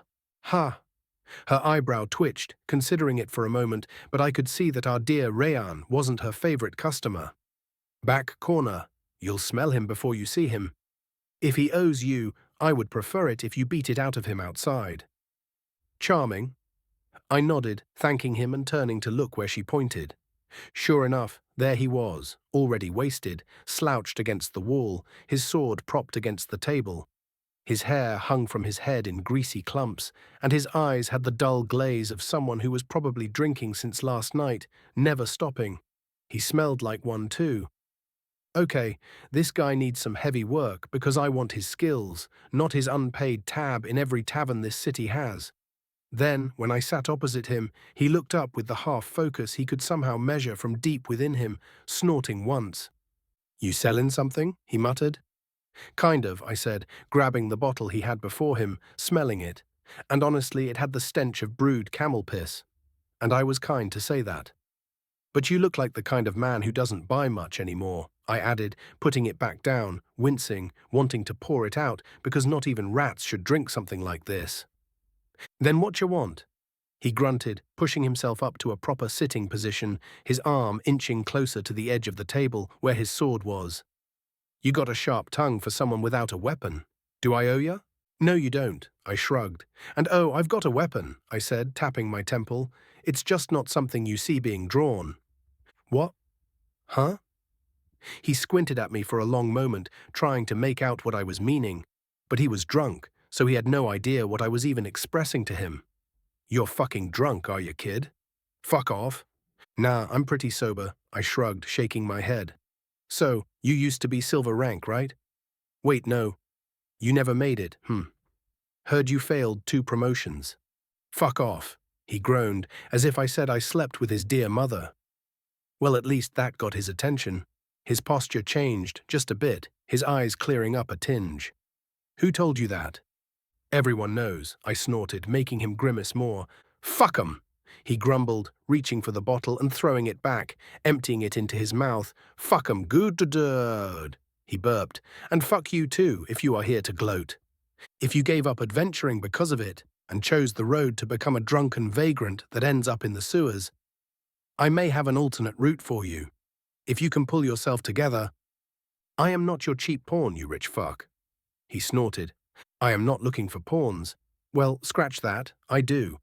But I'm not in the mood to discard them. I need your strength, but I am starting to doubt myself because you seem to prefer booze over proving the guild wrong."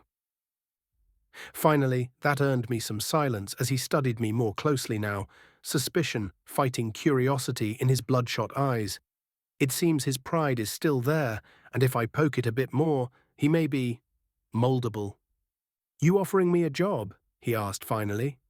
Finally, some soberness is kicking in, I see. "I'm offering you a chance to work without pretending you're something you're not," I said. "No ranks, no paperwork, no moral lectures. Just steady pay and a reason to put down the bottle and start being a human again." I nodded at him. It's also easy work and could be prestigious later on. "What's the catch?" he asked, voice much clearer than before. "Who?" "Interesting." "Absolute loyalty. To me." "Pfft." He laughed, harsh and grating to the ear. "Loyalty? You think I've got any left to give to every nameless bastard? Go back to your daddy's mansion." "Then better to find your last loyalty," I said quietly. "As I see it, you have 2 roads ahead of you. One that I had already described, the other is in my employment. But," I leaned back, ready to rise, "I have other candidates, and currently, you aren't doing a great job of overtaking the others on my list." Why should I work with you, twerp? He asked, his left eye twitching, so I just pulled my shirt to the side, showing him the scar that Cedric had left on me. So what? He snorted. I have many of those. This was left on me by Cedric from the Crimson Ledger, before I killed him like a dog, watching his eyes lose their light under my bare hands. I whispered, in a way only he could hear. That made him shut his mouth completely. If you're tired of fighting yourself, I said, standing up, come to the Gilded Swan in 3 days. Ask to meet with Kravik. He'll tell you the rest. With that, I stood up, ready to walk out, while he finally recovered, looking at my back. And if I don't come? He asked. Then enjoy the ale, I said, without looking back. It's the only thing still waiting for you in your wretched failure that you call your life. I left him there, waving only once, walking away and out of the tavern. My second target for the day I found at the eastern gate, which smelled like horse shit, thanks to the constant coming and going of caravans. I had already walked around for about half an hour when I finally found her, Siren Doyle. She looked worse than Rian, a supreme feat if you ask me. She was loading crates onto a cart, her hands raw-looking from what it showed from behind the bandages, mostly from rope burn and possibly the splinters. Her clothes were ragged, unwashed, and probably taken from a corpse or something. Ugh. If you're here to hire a cheap whore, try the women by the southern wall, she said when she caught me approaching her. They're cheaper, and I haven't washed for days. I have a girlfriend, but thanks for the tip, I chuckled. I was looking for you, although I think I walked past you before the description I got matched with your face. You used to scout, didn't you? Siren Doyle. She froze for a second before nodding. Used to, she repeated, confirming that I got the right person. I need an experienced nose, I got to the point. Someone who knows how to spot cheaters, swindlers, and people who are trying to play the rules in their own way.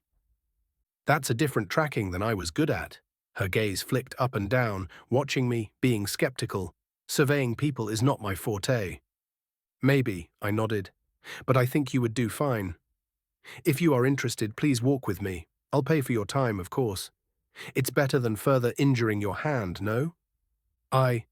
After a moment's hesitation, hiding his hands, realizing it was futile, she nodded.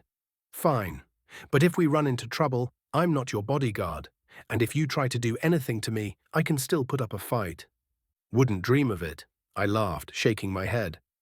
We walked along the canal path, and as we did so, she kept her distance, constantly scanning ahead and of us, waiting for an ambush or something.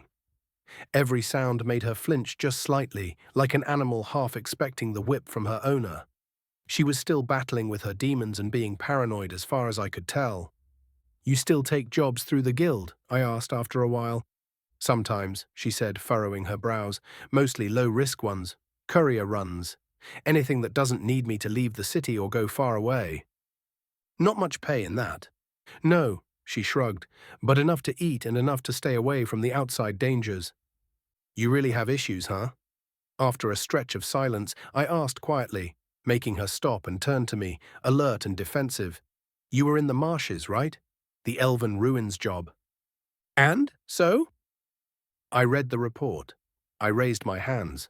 I sometimes work as a clerk in the guild for extra money. The report, she said bitterly but still alert, said I froze and got my team killed. Did you? She stopped breathing for a moment. Does it matter? Yes, I said simply.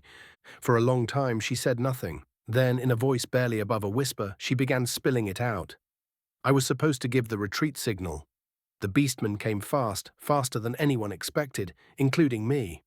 I saw them, but my body didn't move first, and everything went black. When I woke up, I was already under a pile of bodies. Their bodies, the others of my team. I still don't know how or why I survived. Do you still dream about it? I asked, watching her hands shake, and honestly, it was pretty similar to how I got into this world. But it seems she didn't reincarnate. She just got a second chance. Of course, she glared at me, eyes bright with anger. Why? You want to write a ballad about it? No, I said softly, shaking my head, but I have a similar experience. Anyway, I want to hire you. Huh? She blinked, leaning back. What? I run a business. I explained, No beasts, no walking into an ambush, no fighting. As I said, I just need your eyes and steady hands. Well, we can work on the latter. I added with a half smile, you are trained to see patterns, I can tell. And you do have sharp senses, always turning at the right moment when some noise made you jump. So, her jaw tightened. I am not whoring out myself. I have standards. That's why you aren't showering. That made her blush under the grime, but she gulped it back. What kind of business? The kind that pays you enough, I said simply. For you, it should be easy work. You are pretty vague. I am, I agreed, because I can't tell more than that. I don't want others to sniff out my business before it opens. She stared at me, trying to decide if I was mocking her or trying to swindle her. Then quietly she asked again, so, if I say yes, then you'll come to the Gilded Swan in 3 days.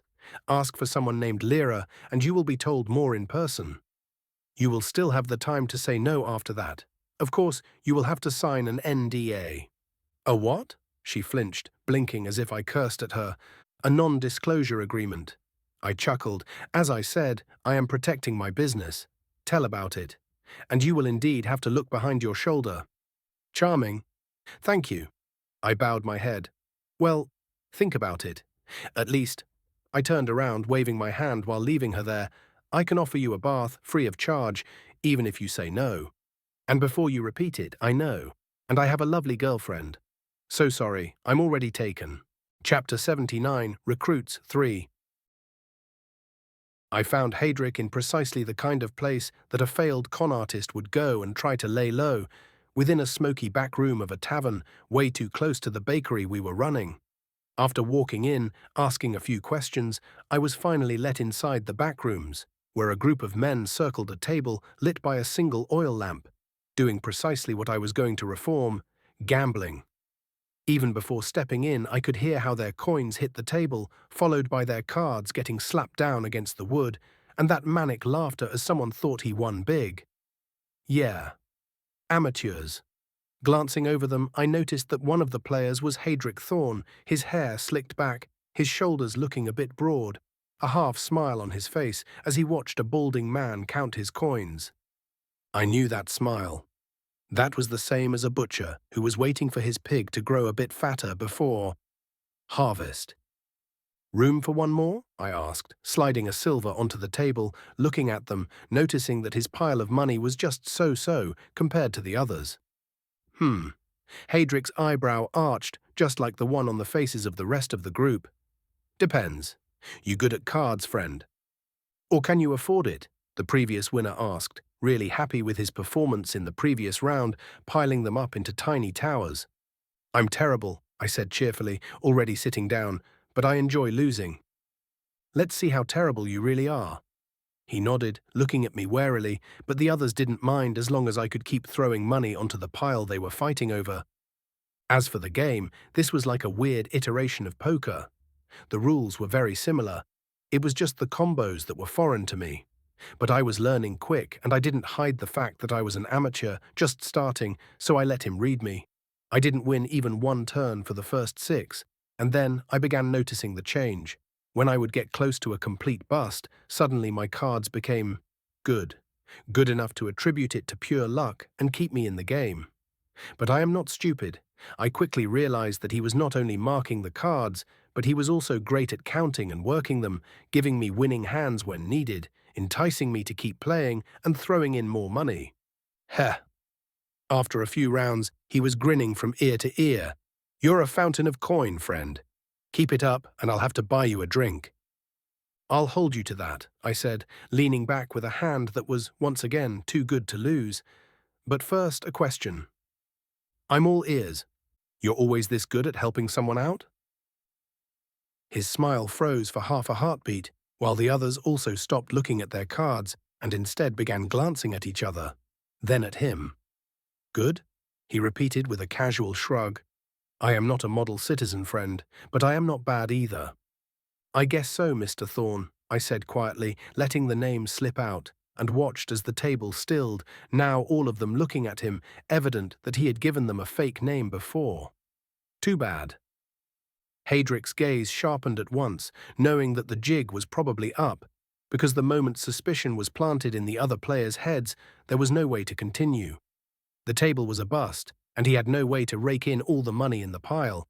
Yet it didn't make him angry, and he just leaned towards me, watching my eyes. "You've done your research." "Clark works at the guild, mostly," I said lightly, laying out the cards that I had, ready to win the round. Right just before I would have been ejected. Quite the report they have on you, by the way. Fraud, impersonation, swindling half the merchant ring, getting thrown into jail. "A misunderstanding," he said smoothly, but his right hand twitched toward his vest, probably some hidden weapon, watching the others who were now no longer in the mood to continue playing. "It's okay," I held up my palms placatingly, not towards him, but towards the others, not even reaching for the money in the pile. "Relax, and—" I looked at him again. "If I wanted you turned in, I'd have brought guards with me. I'm here because you're talented." "That's an interesting way to bust someone." He grunted, already standing, deciding to leave before someone asks more questions. Of course, I kept following him, not even waiting for anyone else to speak up. "Tisk." He looked at me. "Also, this was a great way to cross over the guy who is helping you out. You were keeping me in to raise the pot to a level that you would have pulled in for yourself," I chuckled, making him grimace as we left the tavern in a hurry. "I am surprised they let you deal." "I am surprised they let me leave." He snorted, but then continued, "It was their deck." He grunted again, annoyed, lighting a cigarette the moment we were outside, "and stopped following me, especially after ruining my fun." "Can't do, sorry. You read people better than anyone I've met," I told him. "You managed to deal the cards perfectly with a foreign deck. That's something." He finally stopped, looking at me. "And that," I said when he looked at me, gazing into his eyes, "is a skill I want." Finally, his eyes narrowed as he took a drag, exhaling it through his nose. "So what? You offering me— what work?" "A position." "In the guild?" He scoffed, shaking his head. "Forget it." "In my organization." He looked at me again, and this time really looked, and his mask slipped just enough for his calculating mind to shine through his eyes as he was trying to figure out what I meant. "What kind of organization?" he asked.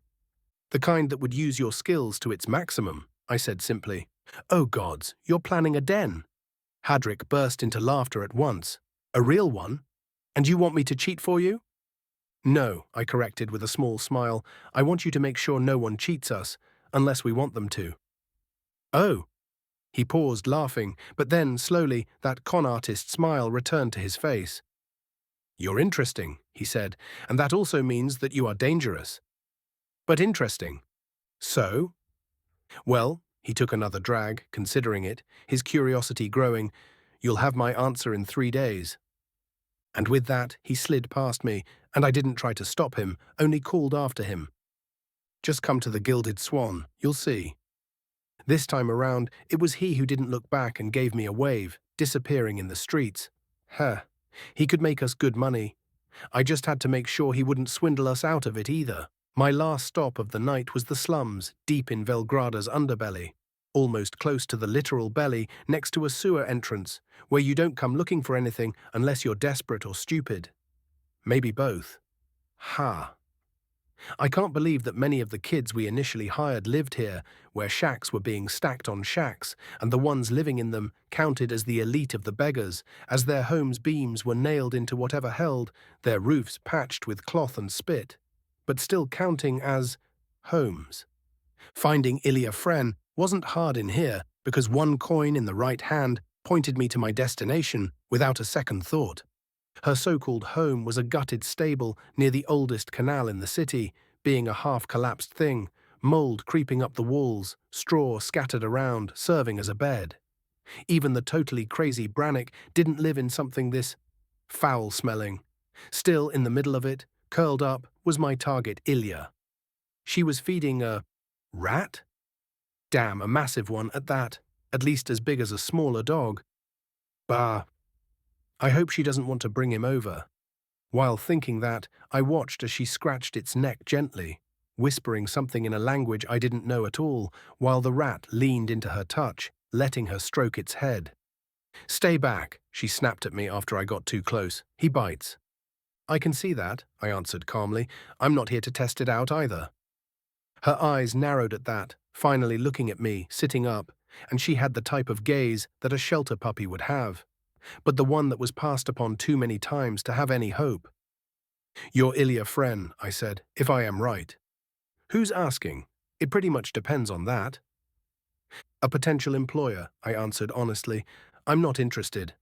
She turned away, going back to scratching the back of her rat. Nobody offers work for me if they know my name. So this is a scam. Get lost. What if I clear your debt? Now. That froze her. With that on the line, she slowly turned back to take a look at me again. Don't lie to me, she hissed. Nobody does that, especially not an employer. I don't need to lie. I leaned against a beam, still watching her. Your debt is to people who are tied to the Crimson Ledger. I have their name, their situation, and I already know that I can make it go away. You know about that? And how, she whispered, between a snarl and grimace, and apparently the Crimson Ledger's mentioning clearly brought up some bad memories for her.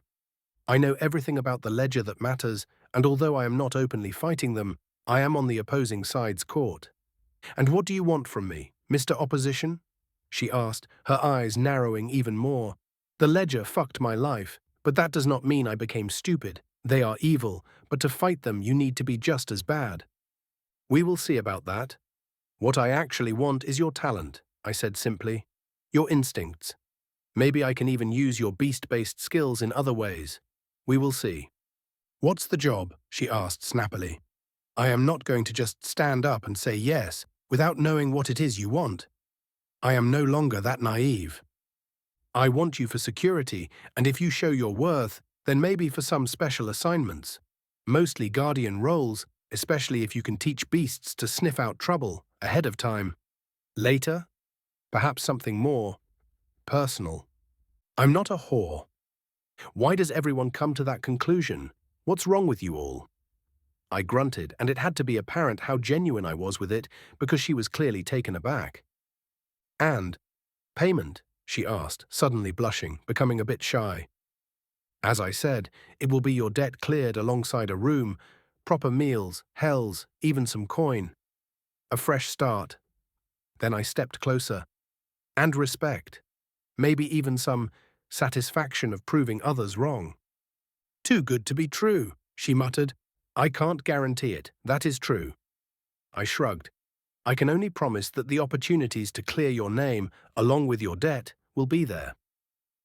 So, maybe, she said in the end, but I first want to see it, then decide if I am doing it or leave. Sure. I nodded, but she immediately continued. I want it recorded in writing, stamped and sealed, and not some nonsensical scribble. I want it signed and authorized by the government. Understand? Yes, yes. I chuckled. We can do that. I muttered as I looked over her, but first, you will need a proper makeover. Come to the Gilded Swan in 3 days. Then we can talk, for real. I shrugged, looking around. This place is not the best for handling paperwork. The wind may grab it from my hand and flush it down the toilet. Chapter 80, Recruits 4. The 3 days had passed faster than I expected. We were also getting closer to finishing the renovations, with the first set of the new furniture being moved into the ground floor. By morning, the Gilded Swan buzzed with Marcus's workers bringing them in, and the booming voice of Kravik as he yelled at them to lift with their legs, not their backs, as the heavy set of tables was slowly put into place. As for Lyra, she stood at the entrance like a tiny, furious gatekeeper, her arms crossed, foot tapping, clipboard raised as she was drawing up numbers. Apparently, we were running a bit over budget. Mostly because Marcus had run into a bit of issues with the new mechanisms I put into my inventions, so I will have to go and take a look. But later, because today was when my first serious recruits were to arrive, and look at that. They did, all at the same damn time. What? I muttered to myself as I stepped outside, because suddenly the 4 lost causes I'd been recruiting individually were all clustered a few steps from each other, each looking at the others like they had walked into the wrong neighborhood. Is this some kind of karmic joke? Oh well, it saves me from repeating myself. Rayan was first to walk forward, his shoulders hunched a little, his eyes half sober, a slight sneer visible on his face, mostly aimed at the others for some reason. But looking at his stride, he wasn't drunk. Not wanting to lose out, Hadrik stepped up next, keeping in line with Rayan, flicking a coin between his fingers, his eyes suspiciously scanning the other three. As for Siren, she stiffened the moment Ilya showed up, but not because her presence, but because the giant sewer rat that came trotting behind her like it owned the streets, squeaking like it was complaining about being up and about this early in the day. Maybe I was right, because Ilya suddenly stopped, scratched the rat's chin proudly, whispering something to it while watching the others with suspicion before she continued walking forward right until the group of four stood before me. "Is this a joke?" Rian grumbled, one eye on the rest. "What is this, the city's most depressing parade? Did you plan this?" "You shut up first," Siren snapped at him, hugging her arms. "I may be poor, but I am still looking better than you. And your smell. Even that rat looks and smells more hygienic." "Oh, a charmer," Ilya muttered, rolling her eyes. "Wonderful. Look, girlie, you look just as bad as all of us." "You managed to gather the desperate, huh?" Hadric asked, flipping his coin again, realizing why I was going after them. Which was fine, it was true. Yet when his eyes wandered to the rat, that thing hissed at him. "What the hell?" "He doesn't like liars," Ilya translated flatly. "He can smell your fake cologne." "Well," Hadric exhaled, ignoring the woman, "that's going to be a problem. But not for me, but for you. Deal with it." Apparently, I didn't count on the fact, I pinched the bridge of my nose, interrupting them, that I did not set appointments for 4 separate hours. "How did you all arrive now?" "I thought this would be impossible." "Because if this falls through, I can go back to drinking," Rian shrugged. "So I woke up early to get the bullshit over with." "I knew you were a drunkard," Siren winced, then looked away, could smell it from the corner. "Well, I am at least put together well enough," Hadric smirked, listening to the others. "I simply wanted to see who else you suckered into whatever this is. I was right that this feels like a clown show." "With you as the head clown," Ilya glanced at him. "My rat can dance if you actually want a show." She added, turning to me, "And apparently she will be the easiest to convince." Even the rat squeaked proudly, but why did I have a feeling that it was asking for its own salary? "Good enough," I sighed, trying not to think too much, while Lyra stepped forward with scrunched eyebrows, looking over the four, unflinching. "No," she declared at once, "absolutely not. None of you is crossing this threshold until you bathe." She snorted, angrily tapping her fingers on her arms, crossing them before her chest. Then she pointed at them one by one, as if accusing them of war crimes. "You smell like ale, you smell like dust, you smell like cheap tobacco, and you—" She turned to Ilya, her eyes watering. "You smell like the inside of a dying donkey, along with your rat." And just then, the rat squeaked again. "I don't know what it says, but yes, you too," Lyra added mercilessly. "What?" Ilya gasped, first to react. "How dare you? If the rat wants to enter my establishment," she snorted, her nose turning up, "it will enter clean. Same for you." "Trouble, boss?" Kravik snorted, arriving, hearing the last part of Lyra's words, showing no fear while facing the four. "Ugh, she's right, you know. My eyes are watering from just standing here." I kept my mouth shut, mostly only looking at their faces, reading their reactions, and before any of them could protest, Lyra snapped her fingers and pointed toward the public bathhouse down the street. "All of you, go. Wash, use soap and real soap. Make yourself presentable and come back when you no longer pose a health hazard." "What about clothes?" Rian demanded. "I am not against leeching off you for a good bath, but I have no spare ones." "I will burn your clothes if needed," Lyra snorted while she replied, not wanting to even imagine touching those rags. "Whoa, whoa!" Ilya clutched her rat protectively. "Not his fur. Just scrub it clean." Lyra rolled her eyes. "Then the rat can keep its fur." "Kravik, can you get them clothes?" "Sure do." He nodded, whistling, and a few guys came up running, and soon they were scrambling to gather some clothing for the four, measuring their sizes with only their eyes. As for the group, they were apparently surprised by the sudden order, standing there, stunned, like children caught stealing candy from a shop. "What are you waiting for?" Leah snorted. We will talk about business when you are presentable. It's the last test, and if you don't want to look clean, then just go. Go back to where you came from. Of course, the four dispersed without arguing, shuffling toward the baths. Some of them may have been angry about what Lyra was saying, but it was the truth, and they knew it. So even with the size of some of their egos, none of them were stupid enough to say no to a free bath. Something they weren't able to afford for some time now. You didn't need to shame them that much, I muttered, smiling, shaking my head. They smelled like disease, she moaned, pinching her nose. If we want nobles to step foot in our place, we cannot let that thing inside. If after their bath they still look like shit, find someone else, Auriel. Please. I will, I sighed, because she wasn't wrong, but I have hope. And that hope paid off after an hour had passed, and when the four returned, shockingly improved. Rian's hair actually resembled hair again, instead of a bird's nest. Siren's skin looked less old and rough, even with a slight shine to it. As for Hadric, he had had his hair shaved and looked like a proper scoundrel who could sweet-talk you into anything.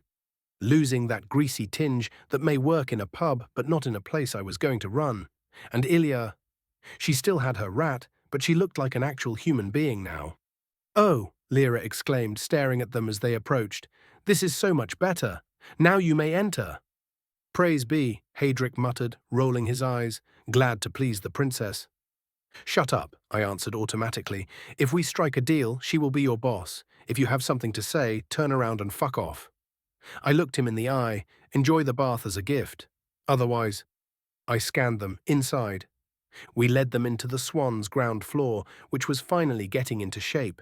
Yes, sawdust was still all over the floor, but the new furniture was already showing it would be a luxurious-looking and feeling place after everything got its final polish. Despite the rough shape, you could already see the outline of something grand forming.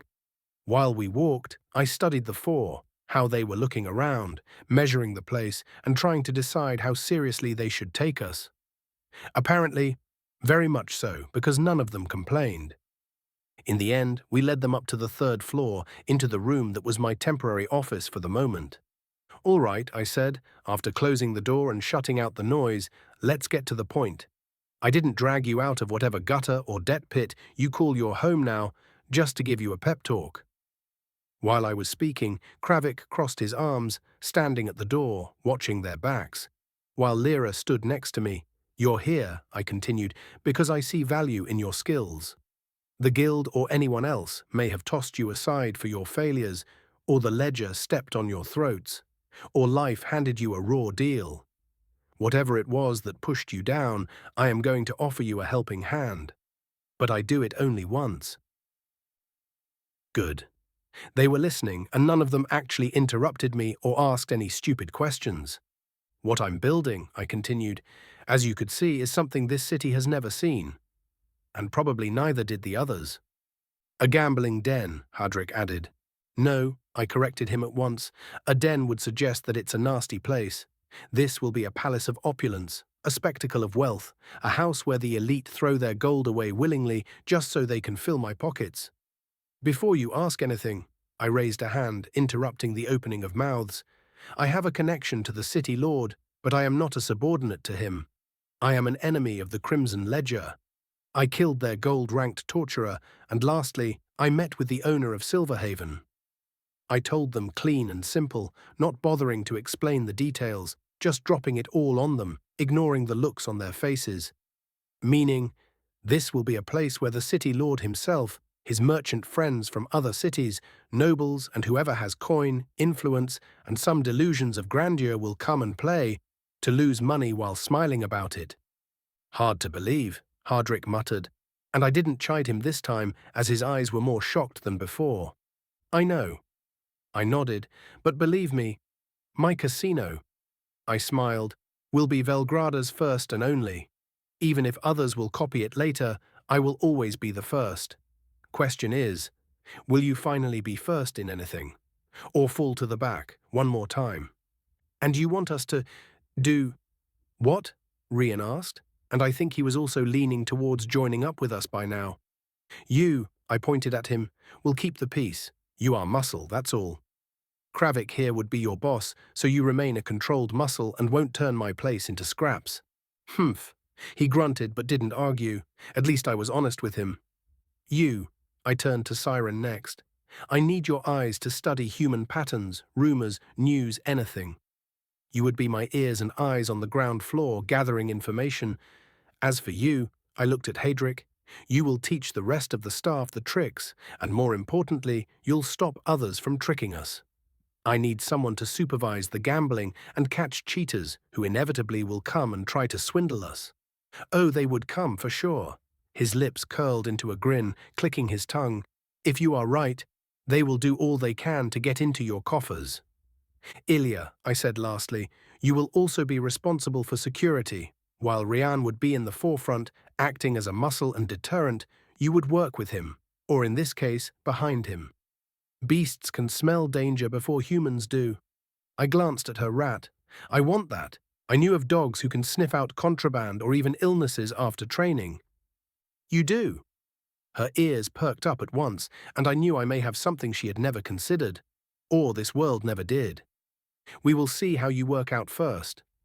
I nodded and watched as she bit her lip, struggling to hide the swelling hope in her. Lastly, I sighed, looking over them all, if you stay loyal, there will be proper payment from my part, and in time, perhaps even more. But loyalty is the foundation of it all. Without it, you're out. And if we say no? Rian asked suddenly. You leave, I shrugged. No consequences, but you won't get an offer like this anywhere else. Of course, if you decide to leave later. I smiled at him coldly. That may complicate things. I would feel like you broke the trust between us. And I hate that feeling. The four looked at each other, getting my meaning. If they want to quit, do it now. But who would quit from them in the doorway of a new life? The answer was simple. None. None of them did. So it was not a surprise that on that day, I got 4 people joining my organization, not even knowing what their future would hold, for not only them, but for me too.